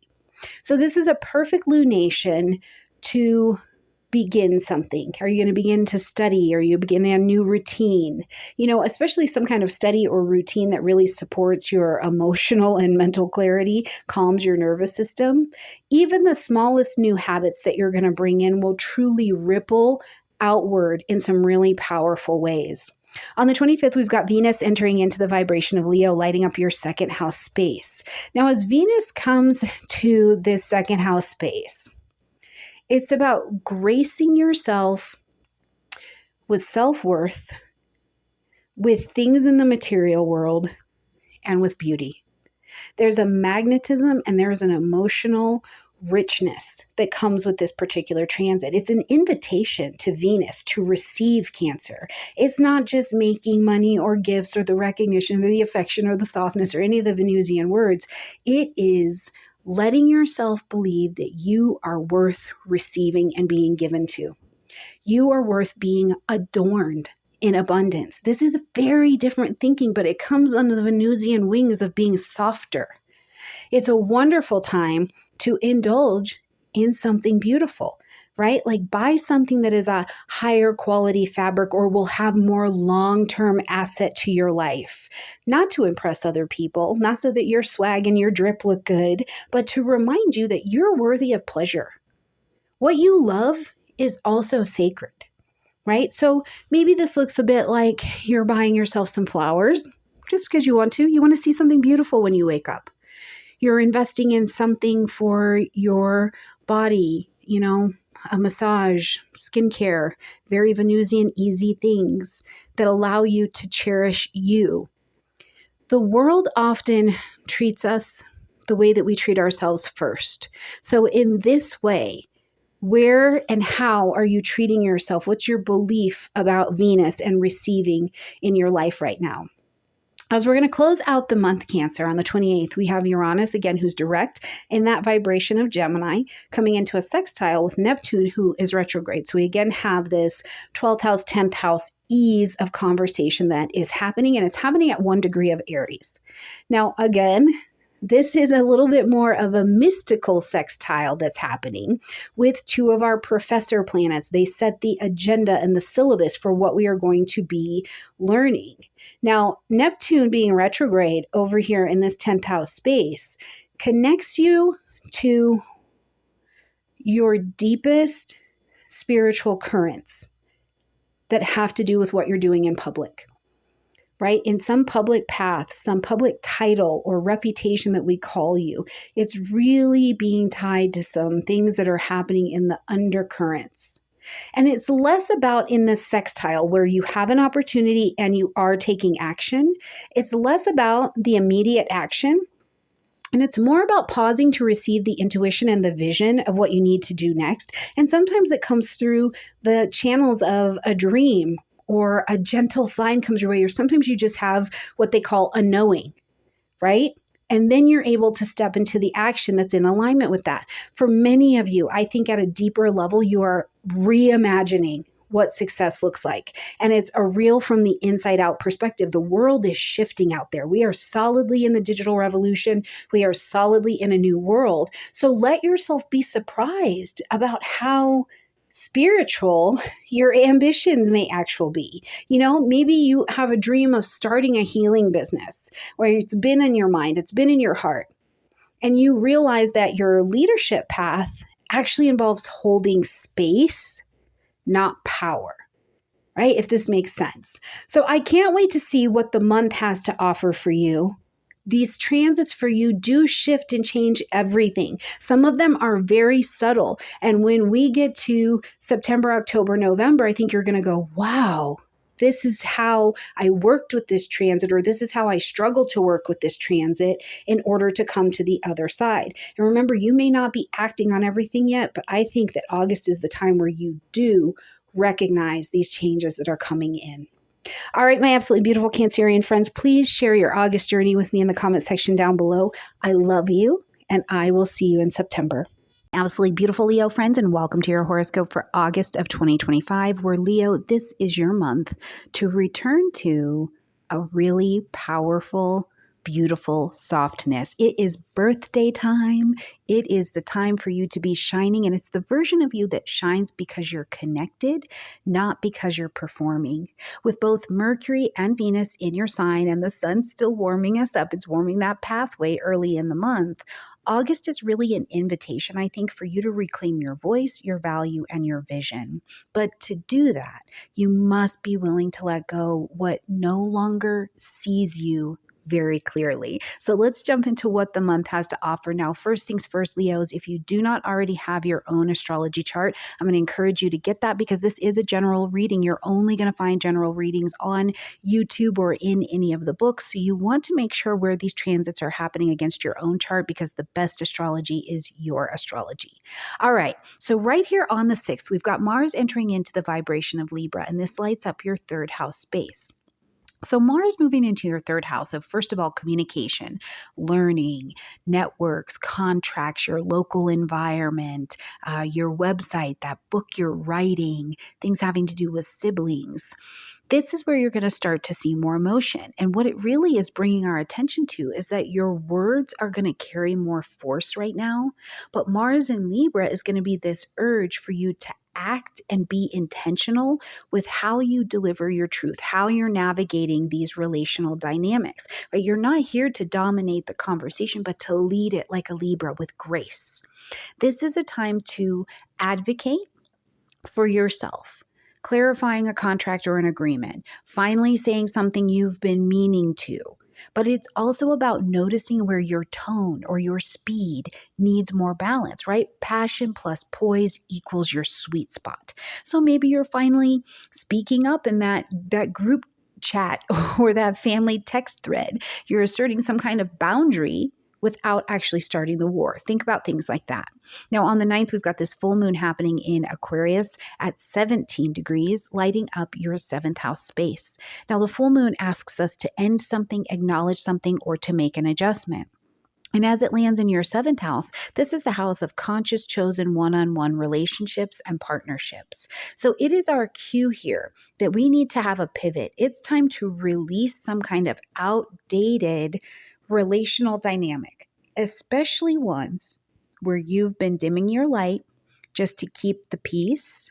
You've been playing a role, maybe even one that society told you you needed to have, or one you've been playing a peacekeeper in a group, and that role doesn't fit anymore. So you may see someone or yourself more clearly at the full moon than ever before because all of the light in the sky is on. And this isn't necessarily a breakup energy, okay? I want to be clear. It could be, absolutely, but this is more in the vibration of Aquarius. It's about having a break-free moment, free from illusion, free from the roles, free from obligation-based connection. If the relationship has depth, it will evolve. If it doesn't, you will feel the pull and be called to move on. Maybe you realize that a long-term friend, you're around them and they are consistently draining your energy, or you decide to set a boundary, around how often you talk or you engage with that person. Or maybe you and your partner have a really tough but truthful conversation about where you're headed. And instead of having this scary after effect, it leaves you more connected, not less, because it's been really real.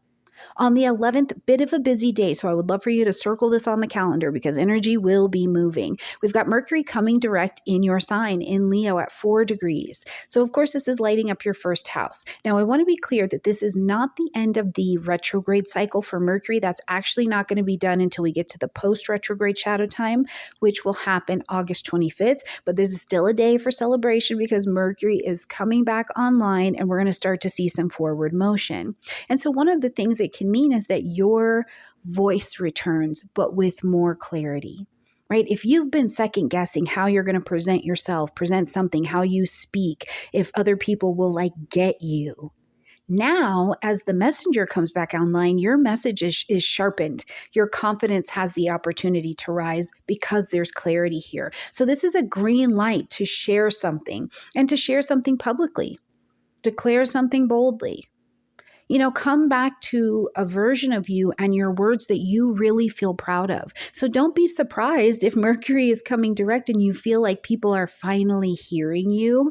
But also, the side of Mercury we forget about is that we have to listen. So don't be afraid to, first of all, listen to yourself first. Listen before you speak. But then also, when you're getting the feedback about what's coming out of your mouth, listen there as well. Now, on the same day, we've got Saturn, who's retrograde, sextiling Uranus, who's recently moved into Gemini energy. And this is happening at 1 degree of Aries. So, with Saturn retrograde, it's in your ninth house of wisdom, publishing, marketing, broadcasting, your belief systems, education, higher education, okay? In a sextile, which is an easy aspect. So, it's an easy conversation that you're intelligently able to take action on. And it's sextiling against Uranus, who's in your 11th house of the friends, the vision, the community, social media. This aspect actually supports really a nice but radical reworking of what you believe about the world and how you want to serve in it. This isn't the time, I would say, to have this big announcement of everything. But it is a time to kind of sketch the next version of what's the mission. You know, that Saturn retrograde has you re-looking at it. You're evolving from the inside out, and that means shedding some outdated beliefs and finding what creates your new freedom. But that new freedom also does need a little bit of structure. So, you know, maybe you drop out of a training program or a group that doesn't align with you anymore. You're going to start mapping out that new course, that new community. But the thing is, it will integrate both your genius and the things that are really you and your heart. So your vision doesn't need to be big. I need to say this over and over and over again. Your vision doesn't need to be massive. Like, you don't need to go viral. It just needs to be true. On the 22nd, birthday time's over, my beautiful friend. We've got the sun moving into the vibration of Virgo, lighting up your second house space. So the sun brings light, heat, life, and vitality to your second house, the house of value, money, self-worth, how you use your creative talents to allow money to flow towards you. And after all of this season of visibility and identity work, Virgo season is a nice invitation to go back and get practical. Okay, what supports your sense of enoughness? What routines, what income, what habits reflect what you really value? Because your routines, your income, and your habits do reflect what you value. So what is that saying to you right now? Now, in the second house, because it's a house of earning, I want to say, I don't think that it is just about the idea of going out and earning the money. This is evolved. It's about embodying your worthiness. And what is your understanding of that today? I've seen some of the most confident people in the world, and it's just like, yeah, no, we're not embodying that the exact same way. You know, you're being asked to live your values on a daily basis, not just preach to them. On the 23rd, we've got a new moon happening in Virgo, and it's at 0 degrees of Virgo. So this is a fresh start. You have some help to this new moon energy that you're working on. At 0 degrees, it's an absolute fresh start threshold. And it's inviting a brand new relationship for you with your security, with your worthiness, with your right to receive. And it's time to ask, what do I really need? And then how can I build it in a practical way that feels good to my body and to my soul? On the 25th, Venus is going to enter into your sign, bringing magnetism, pure on magnetism. This is your glow up portion of the season. But it's not just about the hair, the nails, the clothes, hair, hips, nails, all of it, right? Compliments, those come too. It's about the magnetic self-love. Venus in your first house is going to help you radiate not only the beauty of who you are, what you are, but your worth. Not just your skin, but the ease that you are when you're in your skin. So let yourself be adored and adorned, not because you need to be fixed, not because you need those compliments to prop you up, but because you finally are seeing yourself with the same tenderness and abundance that you offer out to other people. On the 28th, as we're going to close out this month, we have Uranus in a sextile to Neptune, who is retrograde. So this is also at this 1 degree Aries point. Now, this is more of a, I don't know if you know this, Lee, but I just wrote a book all about aspects, and I can tell you that this is a pretty visionary aspect, this sextile between these two spaces, because it's like it opens a bit of a spiritual portal. You're beginning to have the download of the next level of your mission, and it does not come through logic. It comes through intuition. This is a beautiful time at the end of the month to receive guidance, whether it comes through creativity, through nature, through dreams. Don't force the clarity. Just let it land. You know, you're out on a walk and a phrase drops in that becomes the title of your next project. Or you hear a song or a lyric or you read a quote and it just cracks your worldview wide open. You're starting to remember why you came here and what only you can offer. So, Leo, what an incredible month. I hope you enjoy the second half of your birthday energy. I can't wait to see what and who you grow into in this next year and how you shine your beautiful Leo light. So, let me know how the month goes in the comment section down below. Enjoy yourself, and I'll see you in September. My absolutely brilliant and beautiful Virgo friends, and welcome to your horoscope for August of 2025, where Virgo, this is your month. With the sun and the moon entering into your sign and Mercury, your ruling planet, going direct, August becomes a month that's not just birthday time, but it's a turning point, both sacred, but also strategically as well. This is not a month that is about proving yourself.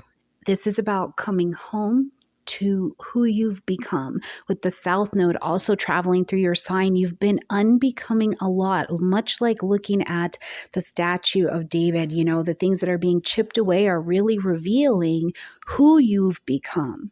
So you've been healing behind the scenes for months, and now you're getting to step forward. It's softly, it's wisely, but it is on your own terms, and I love that for you. Now, Virgos, listen, if you do not have your own chart, please make sure that you get your own natal chart. You can click in my description box down below. You can go online, whatever you need to do. But in every reading you're going to see on YouTube, it's only going to be general. So you want to make sure that you're getting your own chart so you can see where this is actually happening for you, because the best astrology is your astrology. All right, Virgo, into the month. On August 6th, we've got Mars entering into the vibration of Libra, and this is going to light up your second house space. Mars moving into the second house about money, values, self-worth, the way you use your creative skills and talents to allow money to flow towards you. This could really light a fire under your finances, and it's provoking you to questions that are more about your personal priorities, right? Because Mars in Libra wants to act in balance. It really wants things to be fair and balanced. It's not just hustle. It's about this needs to be in alignment. So you're literally getting your money and your values into alignment. You might feel ready to take some action around a particular type of income, or even think about things in terms of your material security. What are you ready to say yes to? And there is plenty to be said for what you are ready to take action on around your emotional worth. But don't rush into impulsive spending. Don't rush into competitive spending. Instead, I would encourage you to ask, what am I ready to fight for that would actually allow me balance, grace, and sustainability?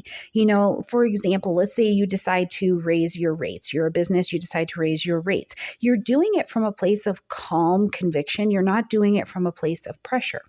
Or maybe you realize that you've been undercharging even in your time and your energy, right? And you start planning something that is a better alignment of how you can offer your time out. No, I can't do all of these chores in the house. I need someone to pick something else up so that I can be present with you when something else is going on. So it's going to be a rebudgeting for sure. Now, on the 9th, we've got a full moon happening at 17 degrees of Aquarius, and this is going to light up your 6th house space. Now, the full moon asks us to end something, acknowledge something, or to make an adjustment. We need to see everything in the room because the lights are fully on, and we are going to make a pivot. Now, illuminating your 6th house, this is the house of work, health, including mental health and wellness, the way that you structure your day on a daily basis. So it's not the work that you do, it's the way you do the work that you do, okay? It can also be how we are of service to other people. So if you're a caretaker or something like that.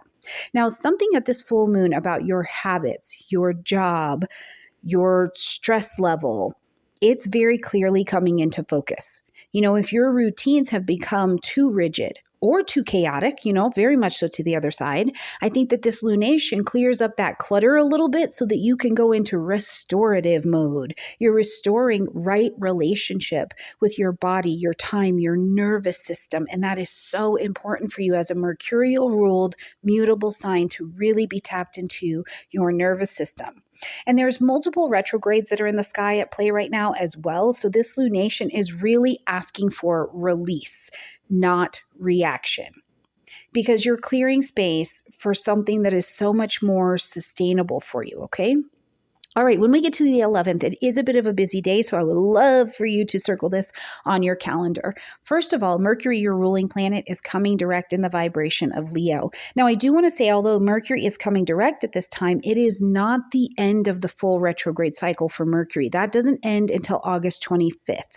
Okay, but this is still a good day. Let's still celebrate this. When the ruling planet is coming back online, you tend to just feel better. So, as it finally stations direct here in your 12th house space, it can bring a bit of an ending to some things that were a bit confusing, or maybe they were exhausting, especially in terms of your inner dialogue, what you've been talking about and saying to yourself. In your 12th house, this has also likely felt like there's just been a mental fog or kind of a spiritual withdrawal. Maybe you've been feeling like you've been doing some emotional or habit purging in some way. But now, as Mercury comes direct, there's a deeper clarity that's starting to emerge, and it is coming from within.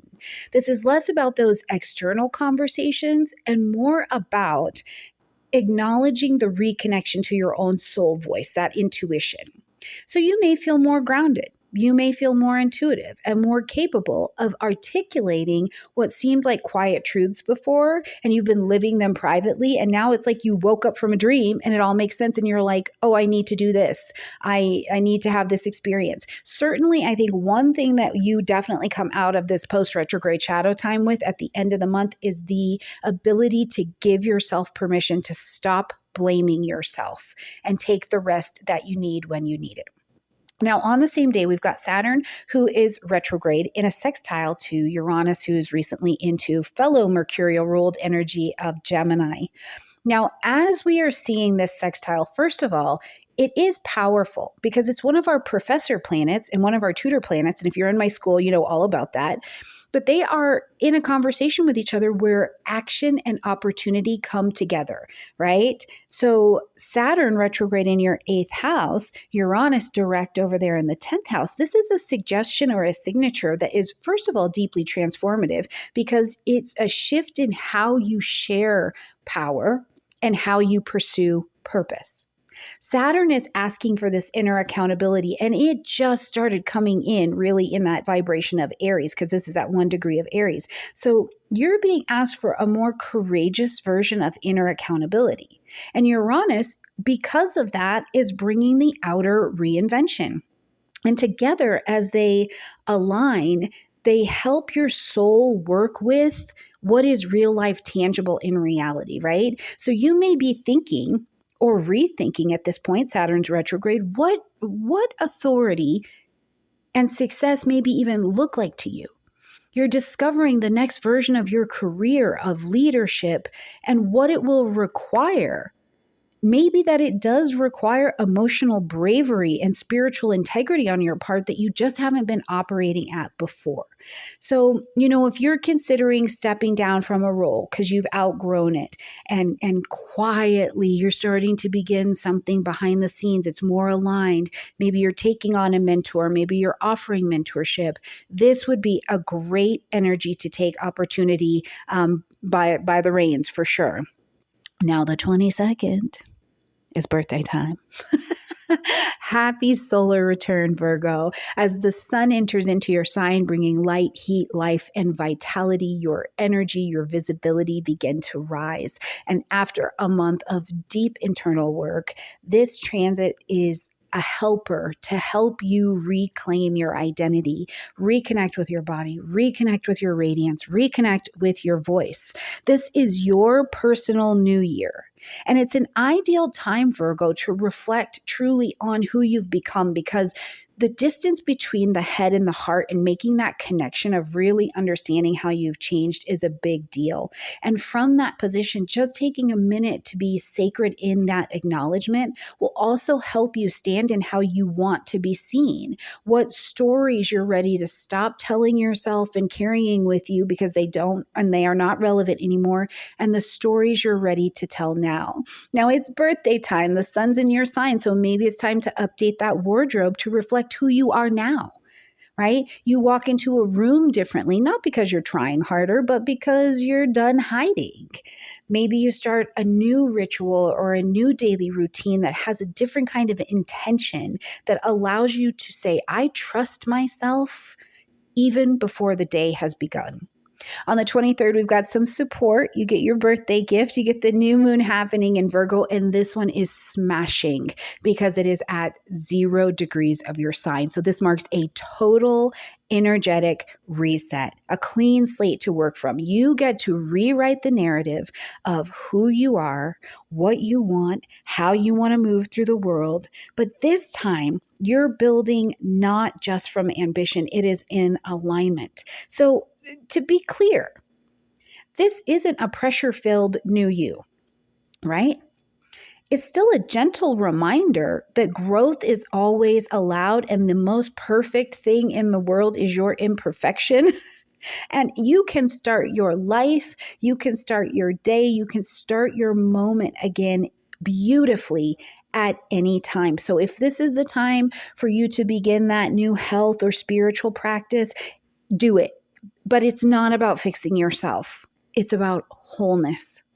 Maybe you're going to actually go through that phone and delete those old photos or those social posts that just really don't reflect who you are anymore. It's a moment to be in the planting of intention for your blessed beginnings. On the 25th, we're going to see that Venus enters into the vibration of Leo, lighting up that 12th house space, just slipping in there in a very Venus way. And I do think that it is a wonderfully in the 12th house, dreamy, mystical, internal part of the chart that people don't just get to walk into your 12th house. You have to invite them in, and what's in there is pretty important to you, right? So Venus here is an invitation to fall in love with yourself in the quiet. Heal your feminine energy. Look at where both of your energies are maybe needing balance. Tend to the beauty of you that no one else sees, right? Virgo, do you understand that to come into this life as a Virgo and choose to serve, how many times a day you have to die to yourself in order to make room for other people? And that's not something that everyone sees all the time. So sometimes you need to fall in love and acknowledge and appreciate this portion of you as well. This is the Venus of daydreams for you, of solitude, of private longings and yearnings and sacred imagination. You may feel more romantic, you may feel more nostalgic, all these things from the past. It's certainly emotionally tender, but I would encourage you to allow yourself to feel it fully and let some harmony come to this area of your life. You do not need to be chanting in front of a candle 16 hours a day to attract a spiritual experience to you. When you open your eyes and you choose love, that's a spiritual experience, right? Maybe you start writing those love poems in secret, or maybe you're reconnecting with an old love, an old spiritual practice, something that just makes your heart ache, but it's in a yearning kind of way. We need to bring back yearning, right? Whatever it is, give yourself permission to feel it, to rest without guilt, to slow down, and to dream. Now, as we are going to close out this month, Virgo, on the 28th, we've got Uranus now in a sextile to Neptune, who's retrograde, lighting up, of course, these 10th and 8th house positions. And again, this is an absolutely visionary kind of energy because now we have two professors in a sextile to one another. So it's a moment. It's a big moment, although it's quiet and it's subtle. This is revelation. And it's a revelation around your purpose, your power, and your contribution. Because Uranus is lighting up your 10th house space of career. Neptune is whispering through that 8th house space of transformation. So together, they come together, and it's like this saying of, listen, your soul path and your leadership can no longer be seen as separate. And you may not fully understand the what just yet, Virgo, but the why is what I also think that you are waking up to underneath this transit. You know, you suddenly realize that your deepest pain has actually been the place where your calling has been shaped. Or a dream comes in and it gives you the blueprint for a project that's both spiritually and materially meaningful to you, but you're like, what is this? It doesn't matter. Why is that you've been given the blueprint. You feel called to study something completely different. And it's like, maybe it's trauma work, maybe it's ritual work, maybe it's legacy building. And your body is lighting up going, yes, yes, even though you're like, what? Whatever it is, as this particular sextile is working its way at the end of the month for you, just remember your purpose, your power, and your contribution. You've got some helpers along the journey, so say yes. All right, my beautiful Virgo friends, I hope you have an absolutely glorious birthday time. I hope you have a beautiful month. Please share your journey with me in the comment section down below. I love to cheer you on. That South Node is taking things from you that you simply do not need. They do not contribute to your journey, and you're going to shape them into something that is of beautiful value to this world, and I can't wait to see what it is. Bye, Virgo. Beautiful Libra friends, and welcome to your horoscope for August of 2025, where Libra this month begins with a fire in your belly, okay? And it's going to end with a little whisper in your soul. So we're kicking it off and then slowing it down. With Mars moving into your sign and 2 outer planet sextiles in your relationship axes, August becomes a transformational bridge for you for sure, but it's between who you were, who you're becoming, and who is going to walk besides you, right? This is relationship energy. So your inner world is shifting. Your community is calling you in a different way. And I think that this month you're invited to move into your power. But what I love about the energy so much right now is that it's very much so on your own terms. All right, beautiful Libras, if you do not already have your own individual natal chart, please make sure that you get that. You can click in my description box down below or go online, do whatever you need to do, because you want to see these transits also against your personal chart, because the best astrology is your astrology, and no general horoscope you're going to hear on YouTube or online is going to be speaking directly to your chart. All right, let's jump in here, Libra. So right at the beginning of the month on August 6th, we've got Mars entering into Libra, lighting up your first house. So this is like supercharging your physical energy. It's going to supercharge how you want to express yourself, and also your ambitions, your desires, your goals, right? Because Mars in your sign doesn't act in a way that's about being aggressive. It can sometimes actually be passive aggressive, but it's about becoming more self-directed. So you're waking up to what you want, how you move, how you advocate for yourself. If you felt passive or overlooked lately, then this is kind of this spark that puts that fire in your belly and brings you back online. This is also, though, still Martian, okay? It can be a little impatient, though. So rather than just rushing ahead, I would invite you to practice intentional boldness. Every yes should be a soul, intuitive, gut-aligned yes, right? Like if you start that new fitness routine, change your hairstyle, or you tell someone, actually, I'm not available for that anymore. It just needs to come from what is a true yes, not false courage. On the 9th, we've got a full moon happening in fellow air energy Aquarius at 17 degrees of Aquarius. Now, this is going to light up your 5th house space. The full moon asks us to end something, acknowledge something, or to make an adjustment. We have to pivot so that we're only working on what still really matters. So in your 5th house of romance, pleasure, play, joy, creativity, children also fall in here, places we're willing to take a big risk. Something you've been working on, or maybe holding really close to your heart, it's ready. It's ready to be seen. It's ready to be released even. It's an emotional climax at this particular lunation for sure. And it's going to ask you, where have I been withholding my light? Where have I been withholding my own individuality, right? And the key isn't perfection. It's simply authenticity. When you work with a Uranian body, it's going to be authenticity. And Aquarius is ruled by Uranus in part. So you're going to be looking at that authenticity. So let yourself be a little bit messy, even if it means that you're uncomfortable, but you are being real. But go ahead, publish that personal essay. Please do. Please do. Let go of a creative project that's not reflecting your truth anymore, right? If it's not it, it's not it. On the 11th, bit of a busy day. I would love for you to make space for it on your calendar. First of all, Mercury is going to be coming direct in the vibration of Leo, lighting up your 11th house space. Now, I also want to say here that this is not the complete end of the Mercury retrograde cycle. That actually doesn't end until the 25th of August, but this is still a day to celebrate. Mercury is coming back online at that 4 degrees of Leo. And after a few weeks of miscommunications or going back over projects, second guessing things in your social sphere, Mercury coming direct in this 11th house space is going to clear the air with your friends, bring those collaborations back, bring the networks back. You're clearer on your social media, right?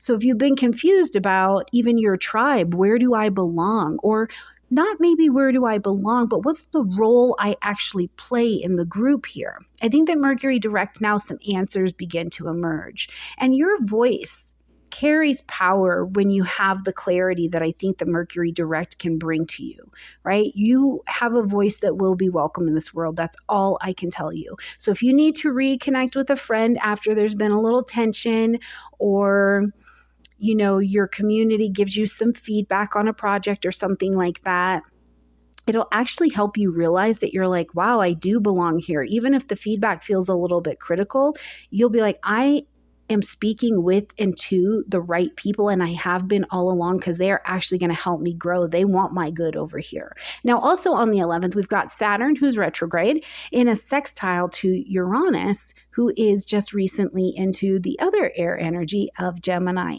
Now, I don't know if you know this, Libra, but I have recently written a book that is available for pre-sale all about aspects. So I have spent some time in these aspects, and I can tell you that this is a pretty rare but pretty powerful sextile, because it brings a bridge between two long-term relationship lessons. First of all, Saturn retrograde in your 7th house in that Aries energy. This is happening at 1 degree of Aries. And the visionary belief and mind shifts of Uranus being in your 9th house. So if you've been reevaluating any kind of commitments or relationships, or confronting patterns in partnerships, especially around control, fear, unmet needs, this is an aspect that's going to say to you, hold on, a breakthrough is really possible if you're honest. And this isn't about abandoning relationships. It's about rebuilding them with more truth and more freedom. This aspect is powerful. You and your partner have a raw and honest conversation that opens up more intimacy than ever before. Or you realize you've outgrown an old dating pattern, and you say yes to someone who's not normally your particular pattern, and it works out brilliantly. It's a big day. It's a lot of energy. So enjoy that aspect, okay? On the 22nd, we've got the sun sliding into Virgo, lighting up your 12th house space. As the sun moves into Virgo, the 12th house, this becomes your portion of the year where it's time to rest, it's time to release, it's time for that spiritual integration. That's where the real spotlight comes. And you're also looking at, from 2024 until coming to birthday now in 2025, what have you learned, right? Because this is your annual invitation to slow down and reflect and make peace with where you've been and what's ending, because the year is going to be over, right? You may feel quieter, you may feel more emotional, you may feel more drawn to solitude. And that is really sacred, because you're taking stock before it's time for you to get back on the stage. Let the world turn without you for just a minute, Libra. They will be fine. Let your nervous system exhale. And if you got to cancel a few social obligations, I know the Venusian in you doesn't want to do it, but maybe you just need to retreat into journaling, to prayer, to a solo walk, to revisit grief and joy as they have shown up for you in this last year, and you have your full astrologer permission. On the 23rd, you'll have some help with that, because we've got a new moon happening in Virgo, and this one is at 0 degrees of Virgo. This is an absolute clean slate, fresh start, right? This moon is marking a new chapter of surrender for you. It's less about manifesting things and more about creating space for the healing, the divine timing, trusting the universe, and the clarity that comes with knowing you're seated in the hands of the universe. Set intentions here that support your peace, your faith, your compassion, your creativity. for yourself and for other people as well, because you're releasing old energetic baggage at this time. And you're also preparing again for that solar rebirth that's going to just be coming in next month. So don't rush to get past the void and the cleaning out of that closet. You commit to a 30-day meditation and journaling practice right now, and you see what kind of freedom that doesn't bring you as you go towards birthday time. On the 25th, we've got Venus, your ruling planet, moving into fiery energy of Leo, lighting up this 11th house space of community, friends, all of that collective vision. This brings a powerful wave of connection, play, magnetism, charm. You know, if you've been feeling like you've had a creative block or you've been feeling isolated, this is like, it helps that part of you like feel something again, or you feel a part of something again. It's a really powerful time to call in collaborations to you, speak up in your circles, show up for shared joy with other people in your social scenarios, and, you know, show up for the joy, not just the shared task, right? Like, I'm actually here to celebrate in the joy, not just the work. Or maybe you decide at this point of the month, you want to host a small gathering. You want to go to that art show, you know, or you collaborate with someone who not only gets your vision, but they uplift your vision and your being just by being them. Like, enjoy that energy. Now, as we're going to close out the month, we've got another really subtle, but I think profound aspect that comes into play. We've got transiting Uranus now in a sextile to Neptune, who is retrograde, also there in that Aries energy. And this sextile is connecting your beliefs with your relationships, right? Uranus again in that 9th house, asking for visionary truth. Neptune retrograde in the 7th is unmasking illusions that we have around partnerships, right? Maybe 2025 is not the year that you are going to solve your relationship stuff. Maybe it's not.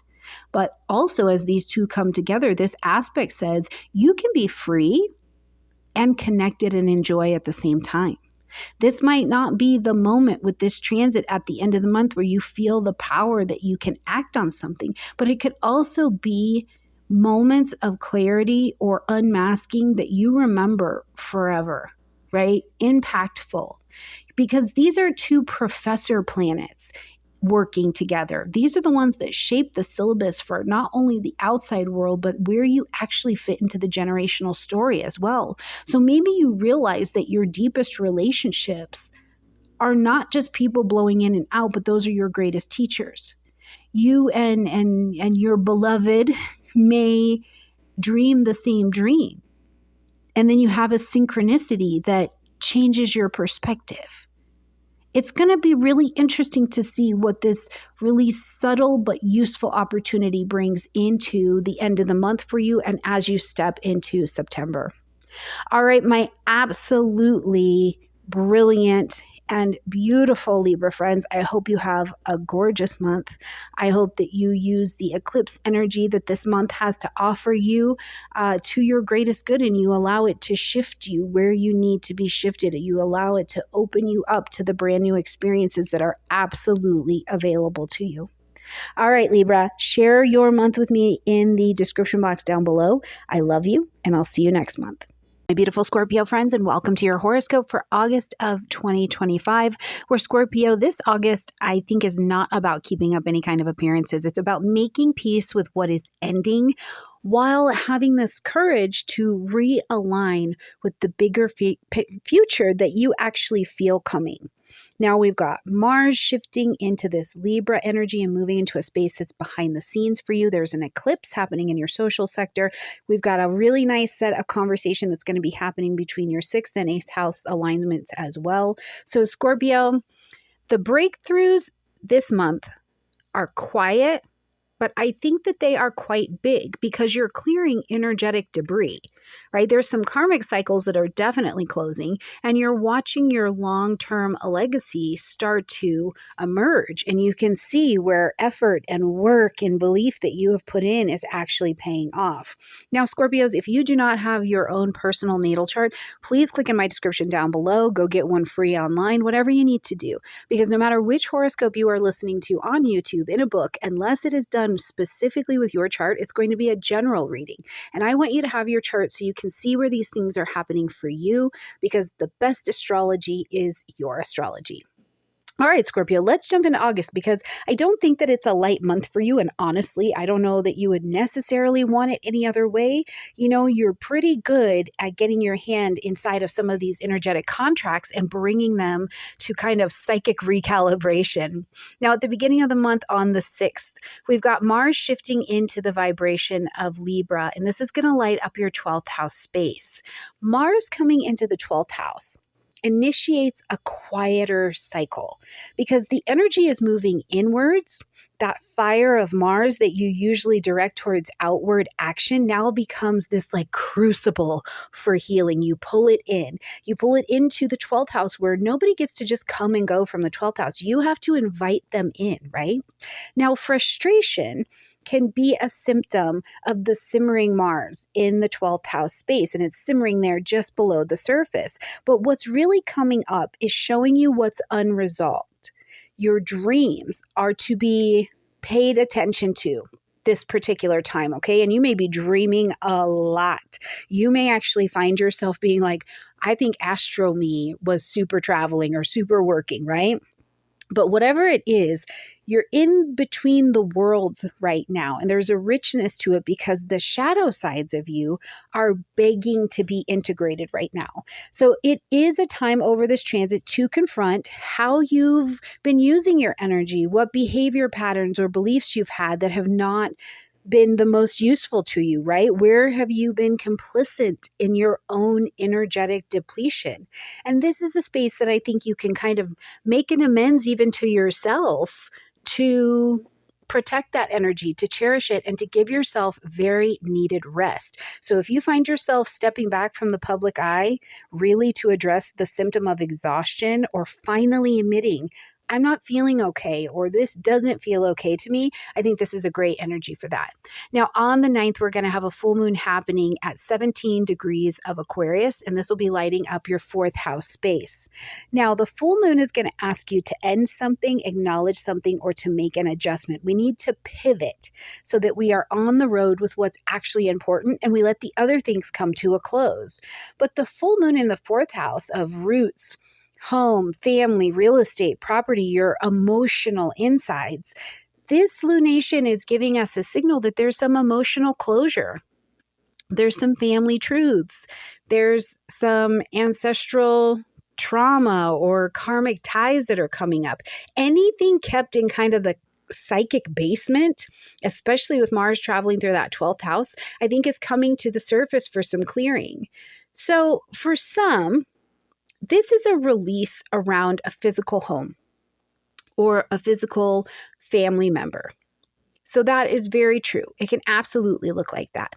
For others, though, it is an internal kind of declaration to yourself that says, I'm not going to carry this story anymore, because Aquarius wants your liberation, right? It's asking you, what's the future of your safety and your emotional legacy if you keep carting this story around?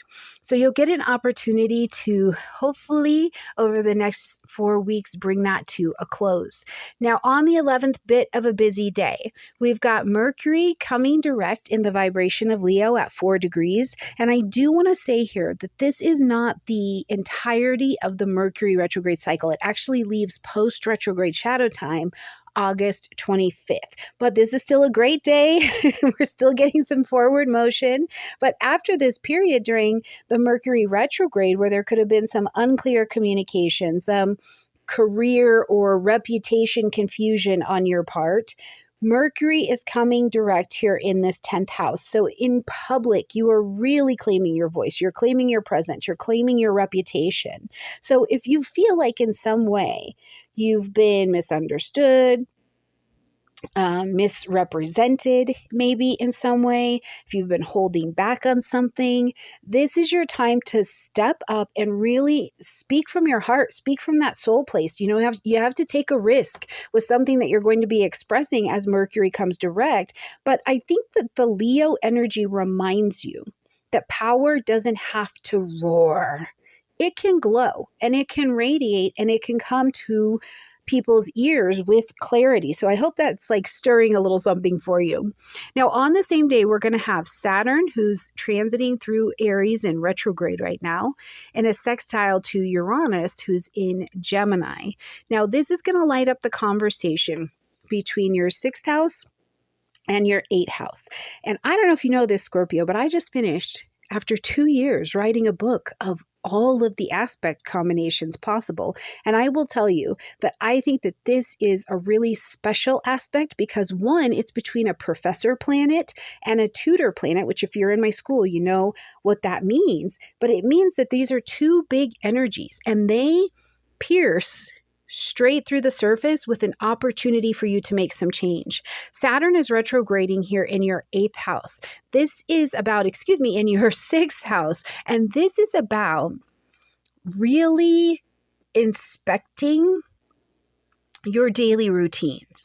This is really putting yourself under a little bit of a microscope here. Right? It's kind of major because it's the house of daily routines, of healing, of your mental, physical, and emotional health and well-being. And it's also of labor, or the place you feel like a slave in your life, and service.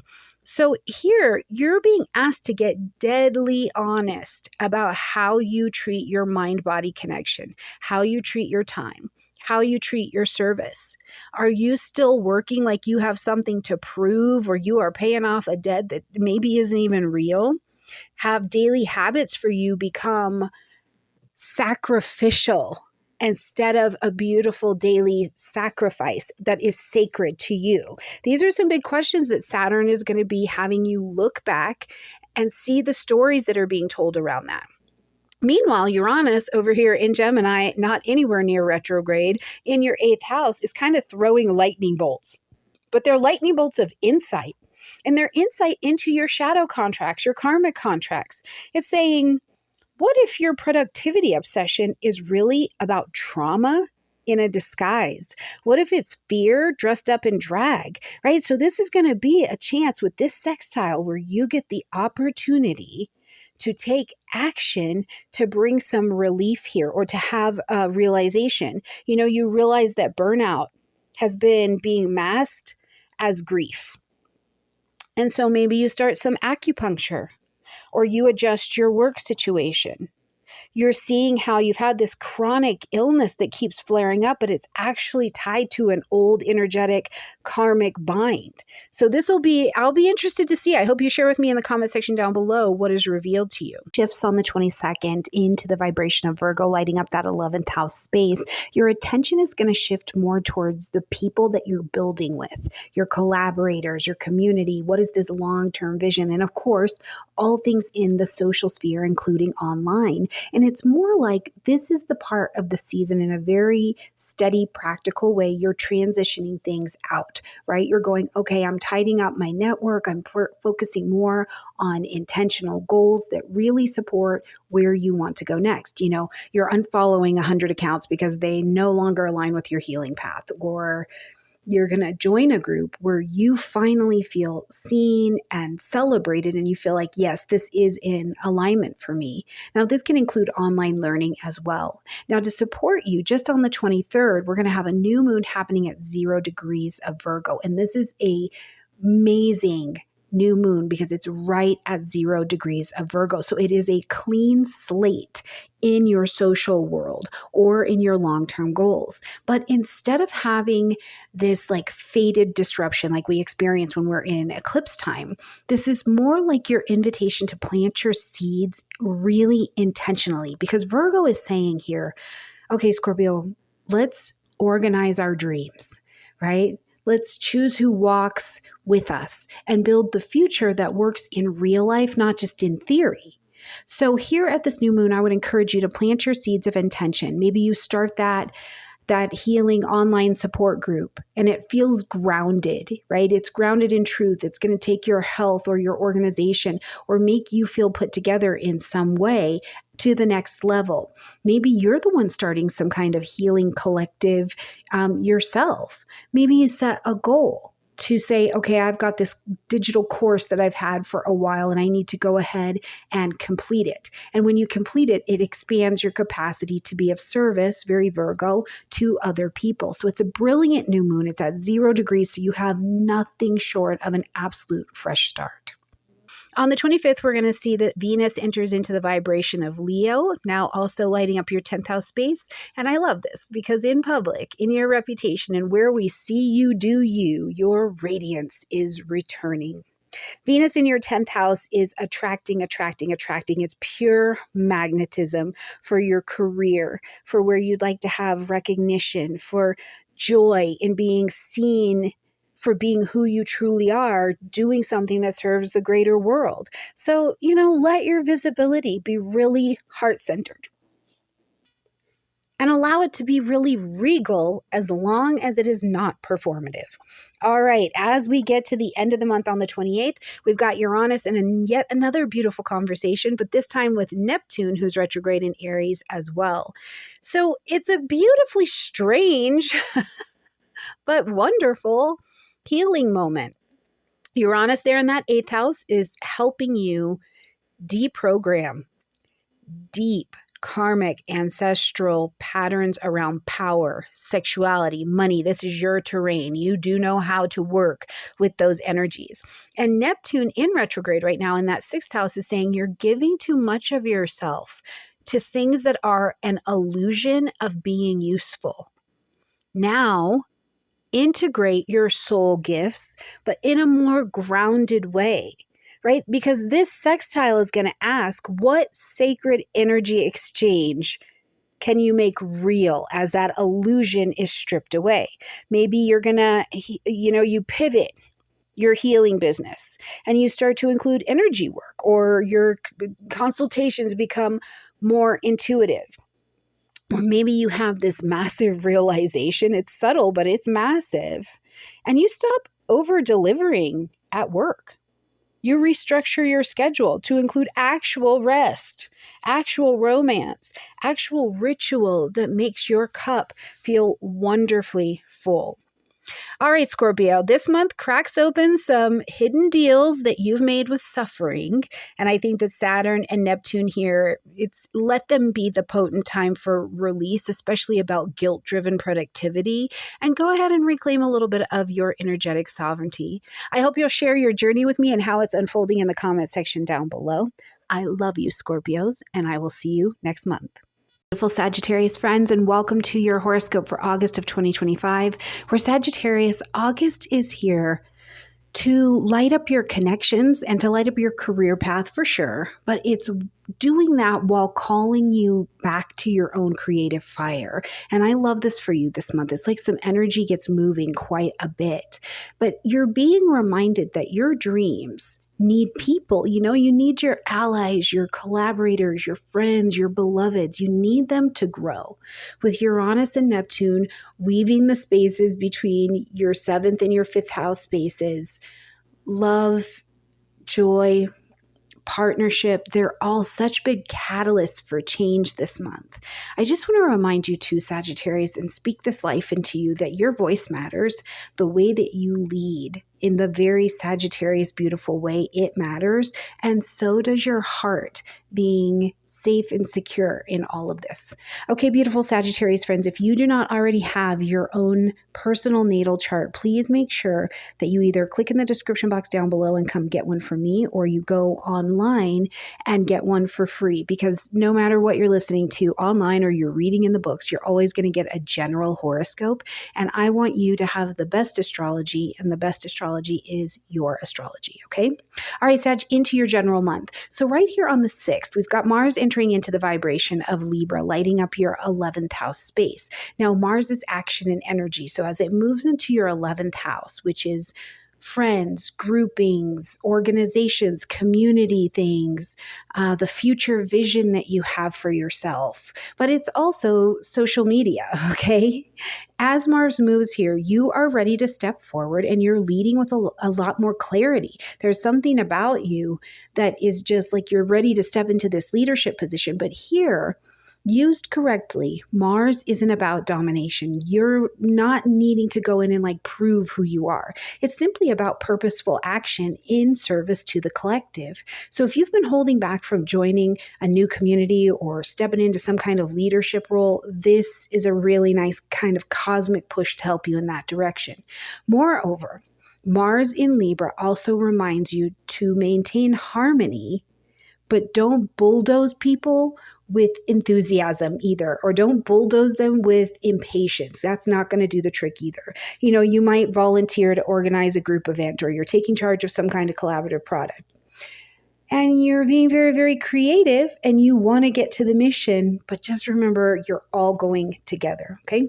On the 9th, we've got a full moon happening at 17 degrees of Aquarius, lighting up your third house space. So the full moon is going to ask you to end something, acknowledge something, or to make an adjustment in your house of communication, learning, contracts, things with siblings, any kind of daily exchange or network. That all lives here in this third house space. So this full moon is illuminating something about the way that you think, you speak, or you share ideas.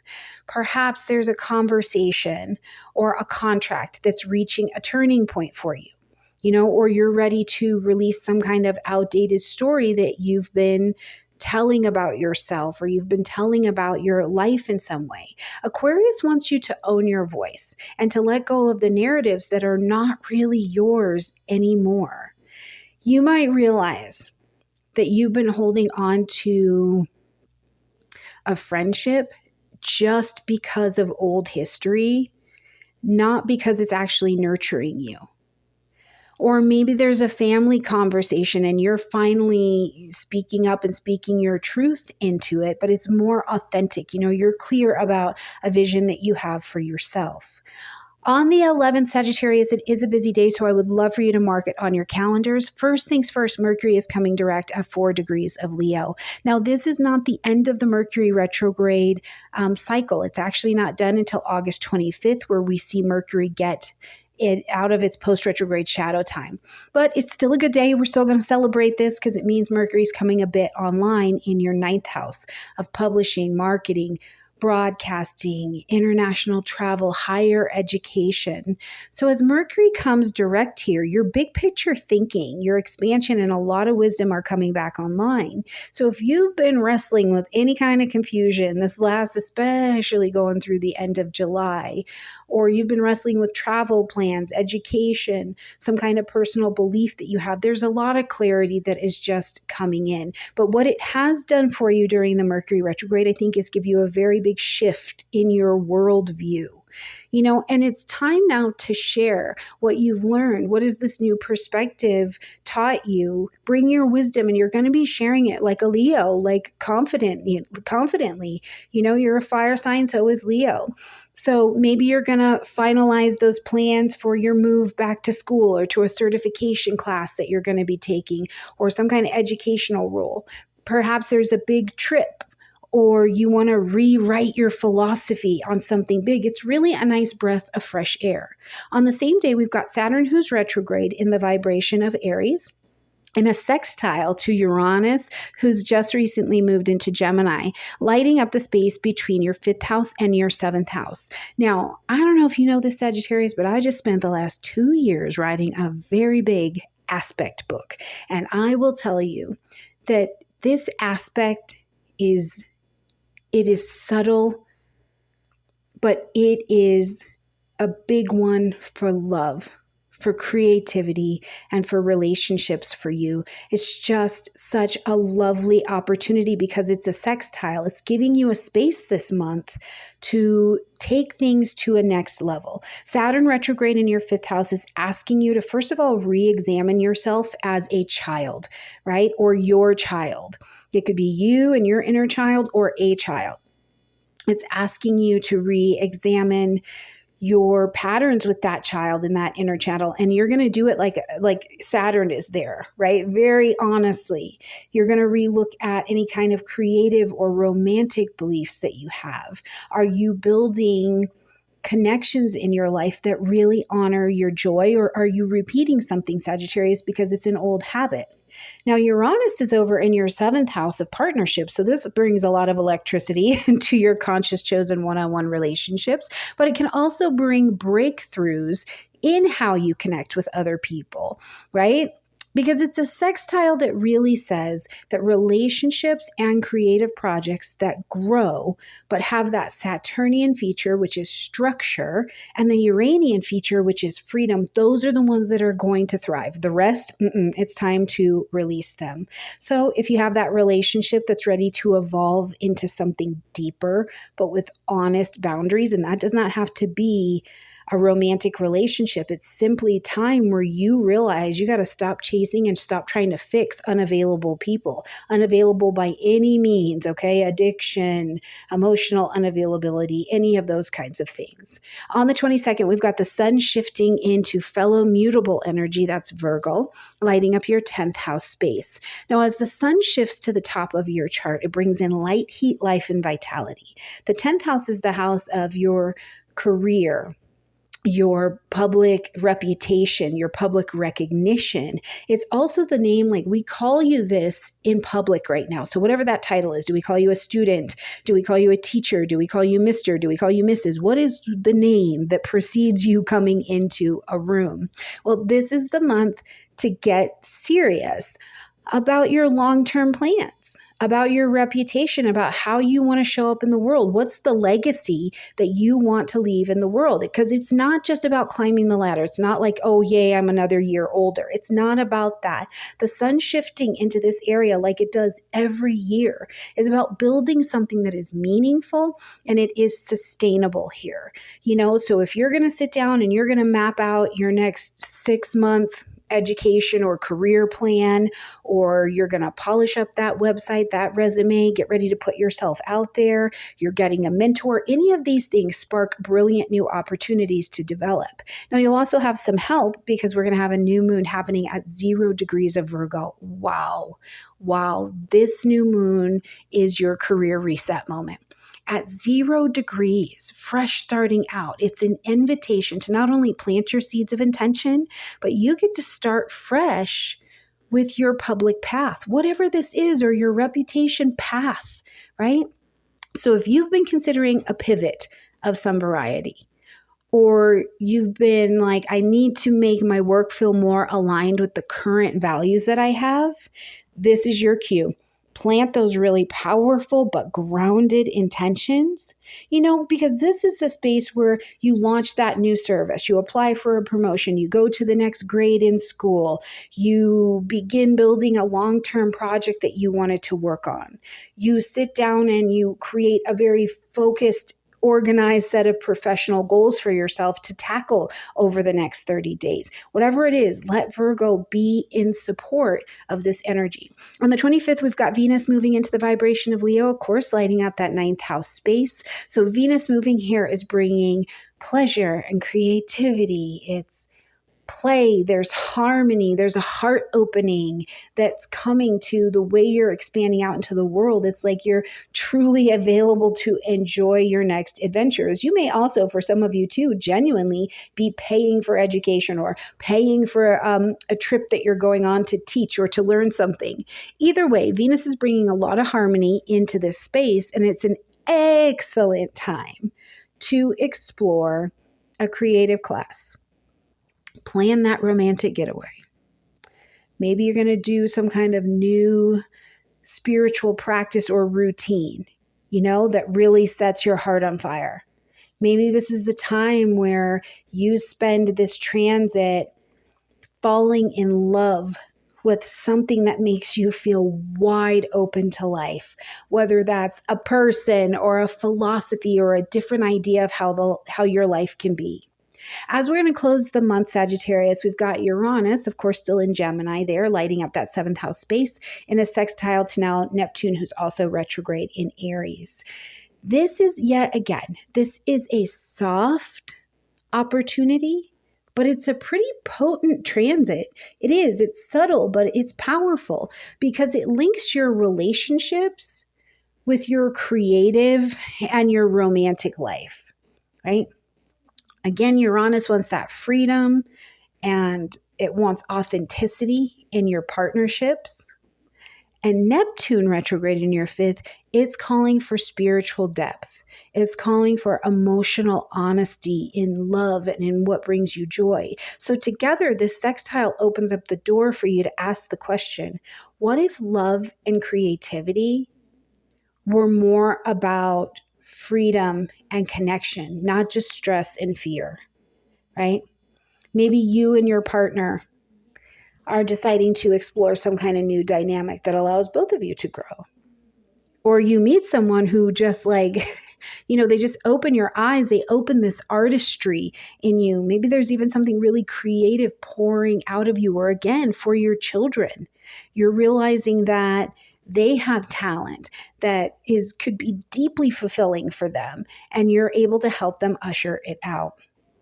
It's going to be an interesting month. August in general, I think, is always an interesting month because a lot of things begin to shift. But this month for you, building relationships and creative projects that have both freedom and structure, enjoying your career reset, and remembering to reclaim your voice and your vision are really what's on tap for you, Sagittarius. I hope you'll share your journey with me throughout the month in the comment section down below.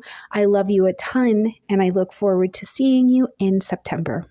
Hello, my beautiful Capricorns, and welcome to your horoscope for August of 2025, where Capricorn, August feels a bit like soul inventory. You're being called to examine the foundation of your life, where you live, how you work, what you believe about success, and how much of it is truly you. So this is not about a hustle harder kind of energy. It's more about letting go of the invisible armor that you've been carrying to prove your worth or to prove something. It's more of a time to remember, Capricorn, that your value exists whether or not the world is giving all of that applause. So I really look forward to breaking down the month for you. Now, my beautiful Capricorn friends, if you do not already have your own astrology chart, please click in my description box down below or go online and get a free one, because no matter what you're listening to online or you're reading in a general horoscope book, it's going to be general. And the very best astrology is your astrology. So I want you to have your personal chart, okay? All right, Capricorn, into the month. So right at the beginning of the month on the 6th, we've got Mars entering into the vibration of Libra, lighting up your 10th house space, which you are very familiar with 10th house energy.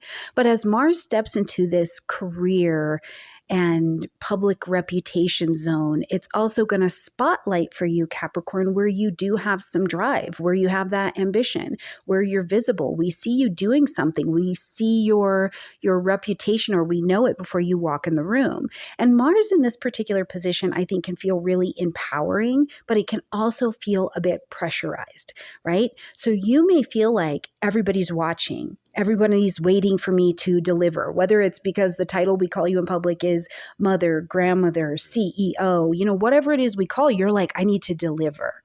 But my question for you here is, in whatever way the climbing the ladder of the 10th house happens, are you doing it for yourself or are you doing it for someone else's approval? Right? So this can be a time where I love that Mars is bringing the energy here. You can get some things done, but it could bring tension with authority figures or that urge to prove yourself. But then you realize the growth is actually going to happen when you stop the hustling for validation and hustle because your integrity and your legacy is what you want to do. So I would encourage you, instead of saying yes to a project out of fear, pause for a second. Renegotiate those terms. Does this honor my mental health? Does this honor my nervous system?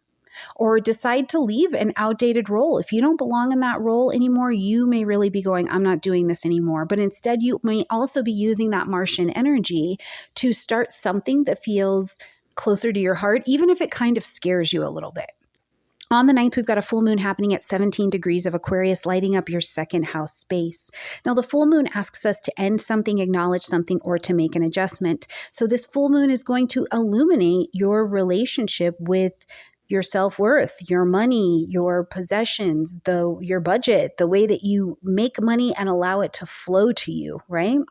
So if you've been working for a sense of some kind of security and it seems like it's just never arriving, this lunation may bring that emotional truth. And the truth is that it's not the paycheck, it's not the title, it's your belief that you are enough and that you're moving in your own integrity. So this full moon, I think, is such a beautiful release moment. First of all, let go of the scarcity thinking. Aquarius is an air energy, so we are letting go of that scarcity thinking, letting go of the fear of failure, or the ways that your worthiness is tied to your productivity. Okay, you are an earth energy. We know you will produce beautiful Capricorn. We know that. But that is not the only thing that makes you valuable. So maybe something you're going to do this month too, because it's also a great budgeting energy, is that you're going to look at your bank account and you're going to realize, I have been hustling for this sense of safety and I already have it. Or you decide, emotionally, I need to take a break or break free from some kind of family conditioning around what it means to be success, because that version of success is actually bringing me suffering. And where can we create a breakout moment, some individuation, which is what Aquarius is beautiful at doing. Now, on the 11th, it's a busy day. So I would love for you to circle this on your calendar. First of all, we've got Mercury coming direct at 4 degrees and 15 minutes of Leo, lighting up your 8th house space. Now, this is not the end of the full Mercury retrograde cycle. It's actually not done until we get to August 25th, where we will see Mercury come fully out of its post-retrograde shadow time. But this is still a day to celebrate, okay? Let's not poo-poo the forward motion, because in the 8th house of intimacy and assets, death, debt, taxes, inheritance, collaborations, astrology. As Mercury comes direct here, it's like it turns the light back on into the dark corners of kind of a more private world. So those themes of intimacy, of trust, of shared power, they're coming to the surface now, and you might have this clarity around them. You have clarity around an emotional wound. You have clarity around a new financial agreement or collaboration, or a dynamic where you realize you've been giving your power away too much and you're able to make some really nice juicy changes here. And because the 8th house isn't just about shared money, I also put soul contracts in here as well. I think that Mercury helps you speak a truth with a lot more clarity about something that's been buried, or maybe it's even been silenced, so you'll have the courage to tell your partner, whatever that is, what you need to tell them. You're going to have the courage to enter into that debt repayment plan and clear that, detox that debt from your life. We're also on the 11th going to have Saturn, who's retrograde in the vibration of Aries, in a sextile to Uranus, who's in Gemini. So this is lighting up this brilliant conversation in your chart with a subtle aspect, but it's one of our professor planets, Uranus, coming into an ease and an opportunity for learning with one of our tutor planets, which is Saturn, and Saturn helps us get the lessons done. So there's this inner and outer conversation that's happening. Saturn retrograde here in your 4th house is asking you, okay, what patterns from your family, from your upbringing, from your early life, in your home are shaping your daily choices that you're making right now? And Uranus over in the 6th house is saying it's time to revolutionize how you treat your daily routine, how you treat your time, how you treat your body, how you treat your work rhythm, right? So first of all, the question for me and this idea of a bit of soul inventory this month comes from, have you been living out someone else's definition of stability? And you're working yourself to exhaustion because you believed that. And somewhere in there, this idea of hard work equals love, rest isn't safe, right? Some of these stories can come up, and the sextile is a permission slip to really help you rewrite that script. And for some, it may be a time where you're starting therapy, or you're discovering that you have chronic fatigue and it's actually connected to emotional patterns, not to, a physical organ problem in your body. Or you're going to begin to schedule and prioritize healing in your life, choosing rest over constant output, which is a really big deal for you as an earthy cardinal sign. So I love what this aspect is bringing in, but you get a permission slip for some yes all the way. Now, on the 22nd, we've got the sun moving into fellow earth energy of Virgo, lighting up your ninth house space. And the sun calls you to kind of zoom out here in the ninth house. We want to see the bigger picture, the bigger story of life, a bigger philosophy, right? Publishing, marketing, broadcasting, higher education, something you're teaching it gets international really quickly because you've been doing a lot of rebuilding and building over these last couple years. And now it's time to ask, okay, at this point in the journey, what is the bigger dream I'm aiming for? If I go to this school, if I take this class, if I go on this trip, what's the bigger dream that I'm aiming for? But this is a beautiful time as the sun travels here over the next 4 weeks, like it is every year, for that learning, for opening yourself for teaching, for exploring, especially new spiritual or ceremonial truths. What's the new intellectual path? Now, you'll get a bit of help to support your dreams here because on the 23rd, we've got a new moon happening at 0 degrees of Virgo. And at 0 degrees, this is an absolute fresh start. It's powerful, right? It's a powerful fresh start where you're planting your seeds of intention around your vision and your belief system because it's a quiet, but I think really powerful turning point where you get to choose faith over fear.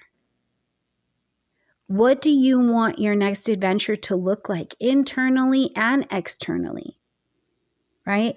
You might start a new spiritual practice at this new moon, or you're calling it into you, or you decide it's time for me to share my expertise through teaching. You're sharing in a way that's more aligned with your purpose and the why. It's the why behind your work. It's the why behind your life choices. It's a really beautiful lunation. And I think if you can choose that faith over fear, it will help lessen the fear of starting over or starting fresh. On the 25th, we've got Venus moving into the vibration of Leo, also lighting up this 8th house space. Now, where Venus is going to bring a harmony, a sweetness, a softness. It's the deep waters, though, of your 8th house. So those relationships, that shared money, that intimacy and assets, it's a time for receiving the support. Receive. Where Venus goes, we practice receiving, but you receive here without shame. It's about letting yourself feel worthy of both financial and emotional, astrological riches and allow them to come to you. You know, it could be something like you have a tender, healing conversation with your partner about money or about intimacy, and you're able to receive the conversation without getting into a heightened space of chaos in your nervous system. Or maybe you finally begin making investments in something into your life so that your money or your trust or your intimacy can double, right? Therapy, coaching, all of these things are really great in this particular area. Now, on the 28th, as we are going to close out this month, we've got Uranus traveling there in Gemini, sextile to Neptune retrograde now in Aries, of course. And I don't know if you know this, Capricorn, but I have recently spent 2 years writing a very big aspect book. And I will tell you that this aspect, I feel like, gives you your spiritual download of the month. It is such a quiet transit, but I do think you get your spiritual download of the month because Uranus in your 6th is shaking up those routines, but Neptune retrograde in that 4th, that's peeling back the illusions about what home, family, real estate, property, and emotional safety have meant. I mean, it is peeling back those illusions. And together, this is a sextile, so you're taking action on this because they're helping you understand that your daily life is either healing you or it's depleting you. And this isn't just about the work or the chores.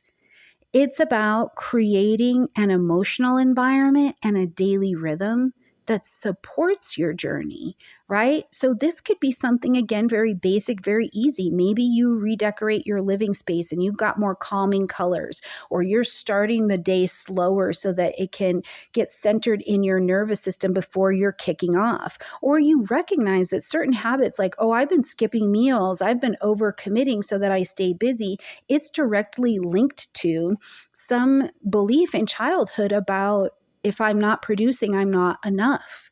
It's a massive transit, I think, for the month. There will be a lot going on, and I will walk with you through the other transits that come in the weekly videos. But I really think that Capricorn, for you this month, releasing this need to prove yourself in any way that is not in alignment with your true integrity, and creating a life that is professionally and personally rooted in healing and expansion is really where this month can set you free, let you fly, and certainly give you a couple things to grow into and to work on, right? All right, beautiful Capricorns, I hope you'll share your journey with me in the comment section down below. I love you a ton, and I will see you in September. Beautiful Aquarius friends, and welcome to your horoscope for August of 2025. Aquarius, this month I think is about seeing yourself more clearly than ever before. We've got a full moon that is happening in your sign. It's a spotlight on your identity. Pluto is traveling through your sign. You know, the question being asked is, who are you becoming and who do you no longer need to be? Mars is going to be firing up this ninth house space for you. Mercury's turning direct in your partnership sector, and Uranus is activating such creativity in your voice that I think August invites you for a story rewrite. But it's not just for other people. You're very good at tapping into that. This one is so much about you, and I can't wait to see what you do with it.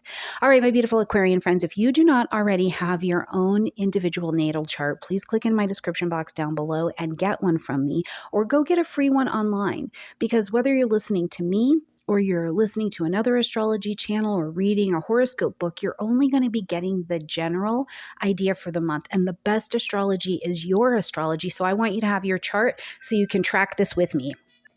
All right, Aquarius, heading into the month on August 6th, Mars is entering into the vibration of Libra, lighting up your ninth house space of publishing, marketing, broadcasting, higher education, all the places where we have a desire for expansion and exploration. For some of you, this will be legal things as well. But as Mars enters here, it does kind of light a fire and spark the desire to explore. So this can look like, you know, you're diving into a whole new course, you're planning a trip, you're teaching, you are very boldly, right? This is still a Libra air energy.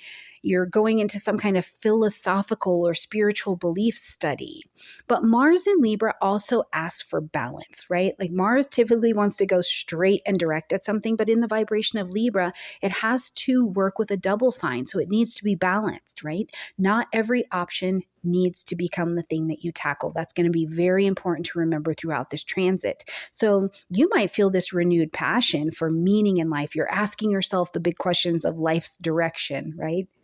But this is about learning to expand outward, but also what does it take for you to expand inward for the outward to be able to sustain? When we get to the 9th, we've got the full moon happening at 17 degrees of your sign, lighting up your first house. This is your full moon. It's a turning point in your personal identity, in your emotional truths. The full moon is going to ask you to end something, acknowledge something, or to make an adjustment. Something about who you are, who you've been pretending to be, who's been on the stage for you is coming into full view at this full moon. First of all, celebrate what you've built, who you've been, because it got you where you were today and you did do some learning. But the full moon in the first house here can feel raw and can feel exposing, but it's always in your first house. It's going to be about liberation. So this is your chance to let go of a version of yourself or a story you tell yourself about yourself that just no longer feels authentic.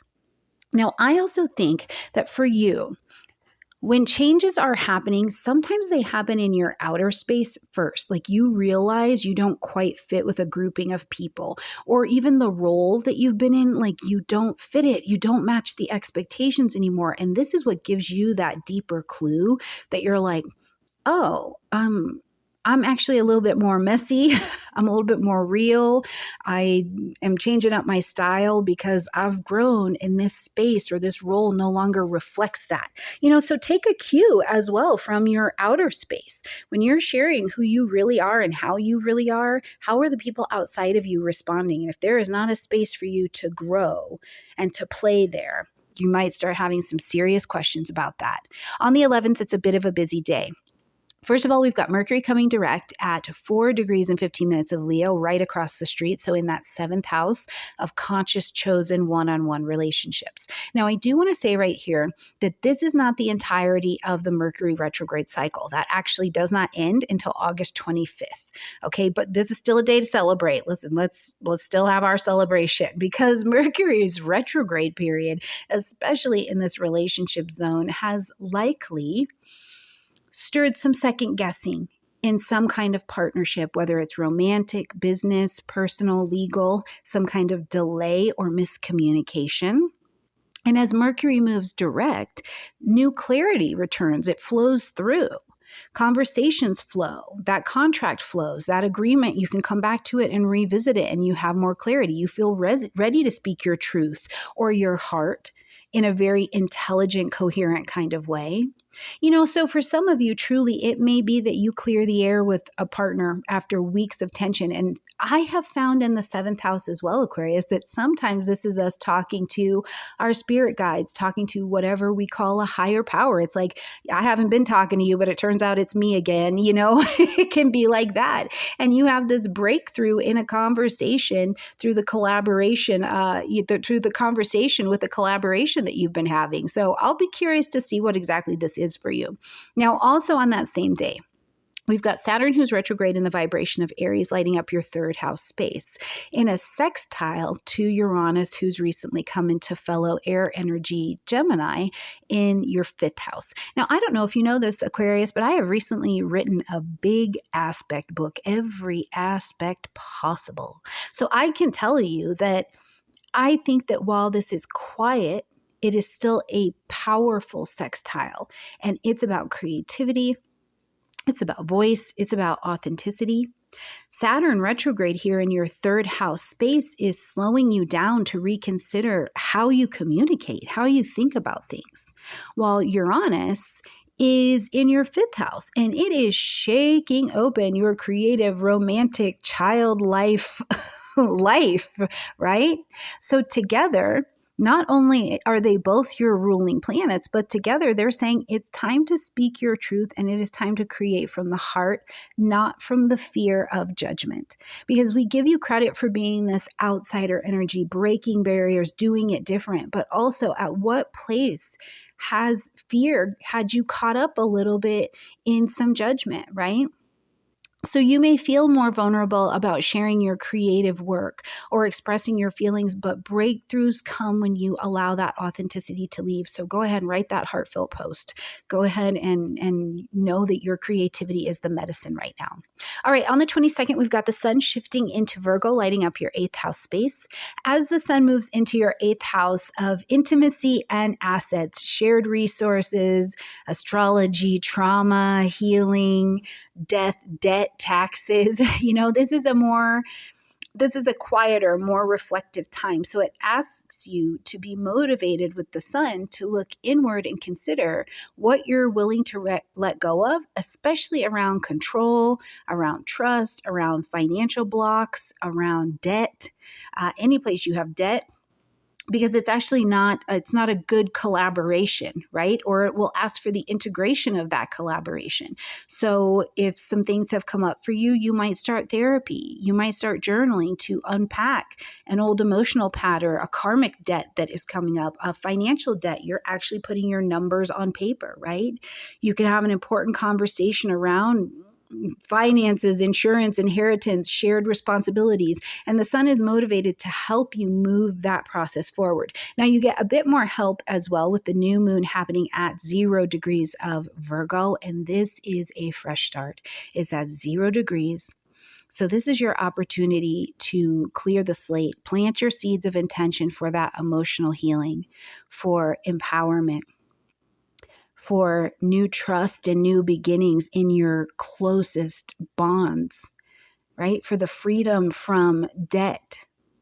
In the 8th house, Virgo energy encourages practical steps, though, towards building that trust, building that growth. So you make that plan to pay off that shared debt or that debt. You decide to go deeper in a relationship by sharing more vulnerability, building that emotional, deep, honest connection. It's all about, with the Virgo energy, creating the structure that allows that intimacy to really thrive. Okay, on the 25th, we've got Venus now coming into Leo, lighting up that 7th house space, and Venus is an attracting in energy. We're not hustling with Venus. We're calling in, calling in. And this is your conscious chosen one-on-one area, so partnerships. And Venus here brings a softening to these relationships, a warmth, a connection, an attraction. It's a beautiful time to resolve conflicts, right? If you had a conflict that needed some softening around those edges in order to make a way forward, this is a beautiful energy. Fall in love with the connections that you have. Again, remember, we need people in our lives. We change because of people. And bring a sweetness into your close connections. That's what Venus really has to offer here. Now, as we're going to close out the month, Uranus is going to still be in Gemini, lighting up that 5th house space, and it's going to come into a sextile with Neptune, who's retrograde also in the vibration of Aries.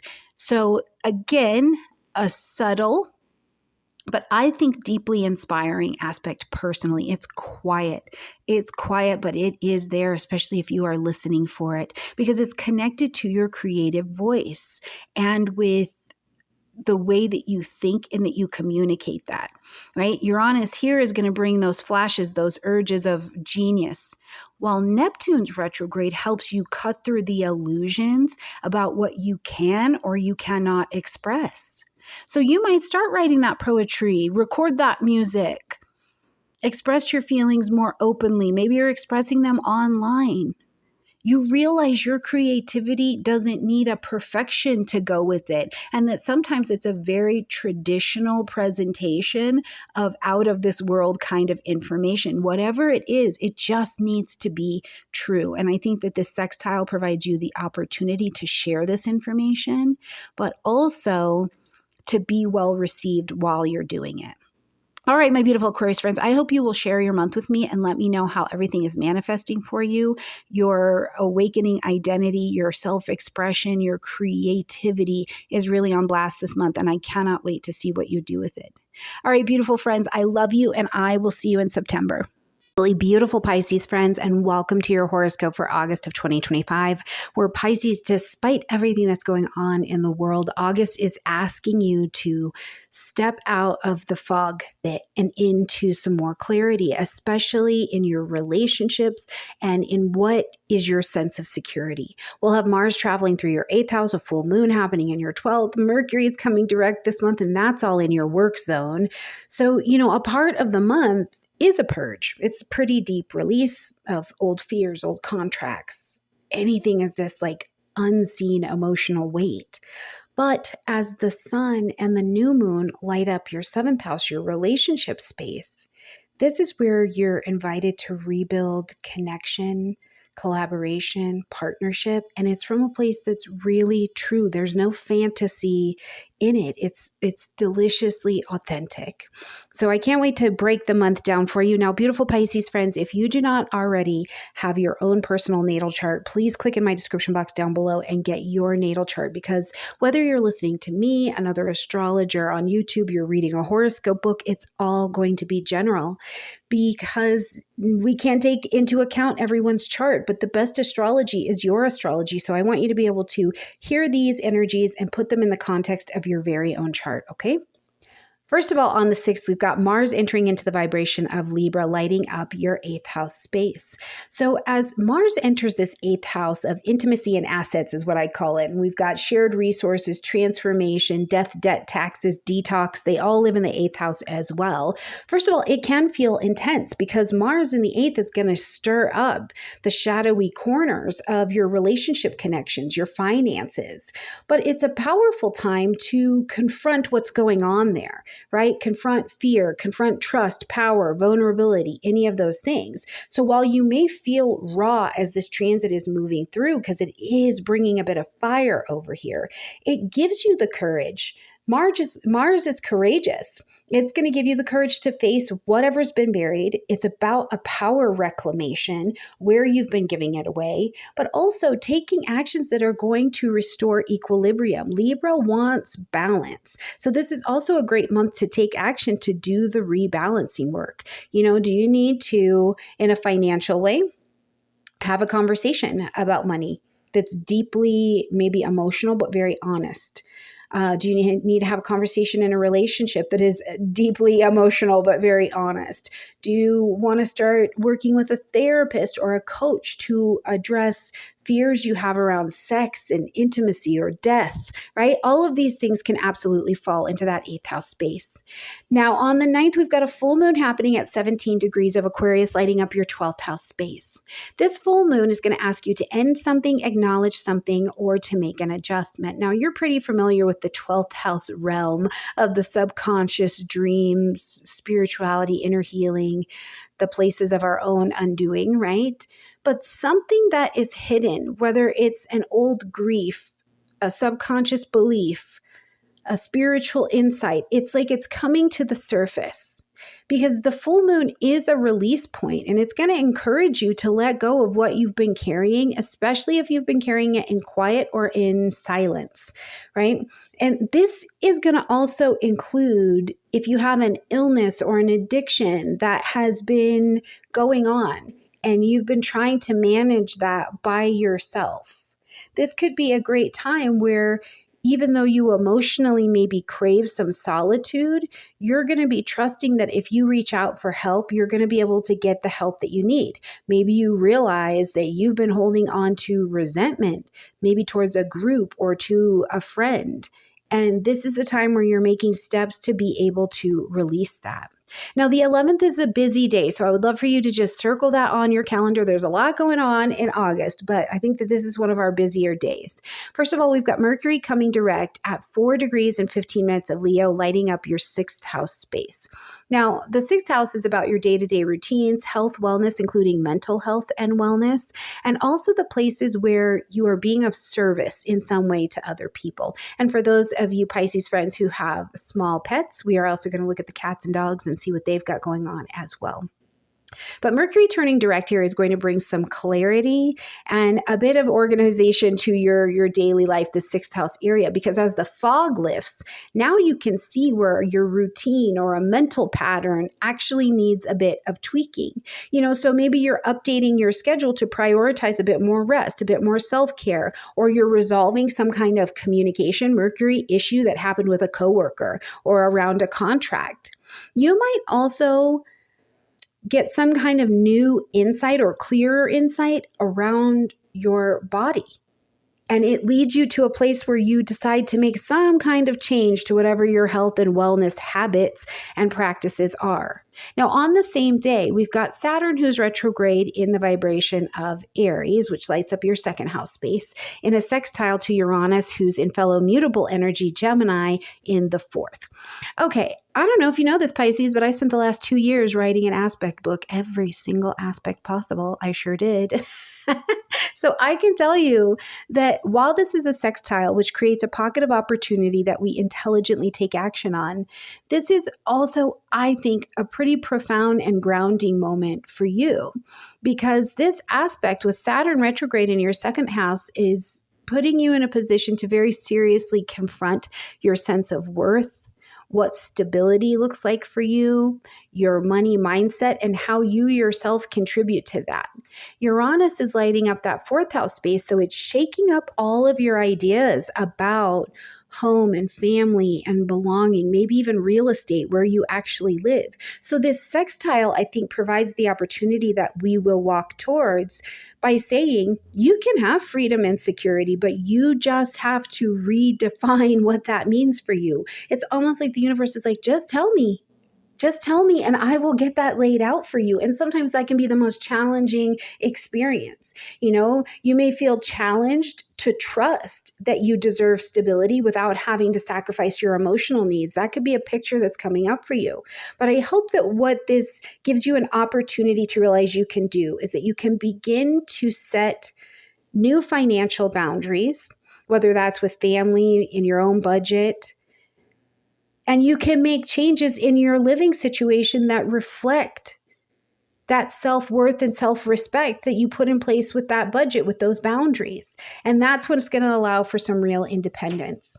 Okay, on the 22nd, we've got the sun entering into the vibration of Virgo, of course, right across the street. So it's lighting up your 7th house space of conscious, chosen one-on-one relationships, partnerships, and that's both professional, personal, and spiritual. As the sun moves here, you're motivated. It's time for connection.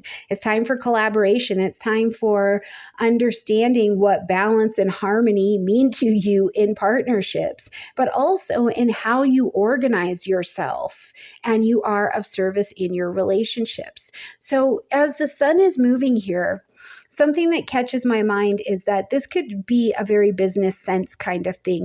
Maybe there is a contract or a business partnership and you're like, yes, I would like to renew this. I would like to keep going forward with this. It could absolutely be a relationship, for sure, a romantic relationship.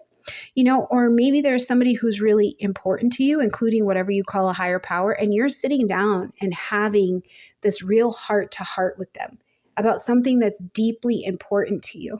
Right? Because Virgo is going to want this area of your life to be the very best that it can possibly be. Now, you'll get some help to move this in the direction of more organized flow just on the 23rd, where we've got a new moon happening at 0 degrees of Virgo.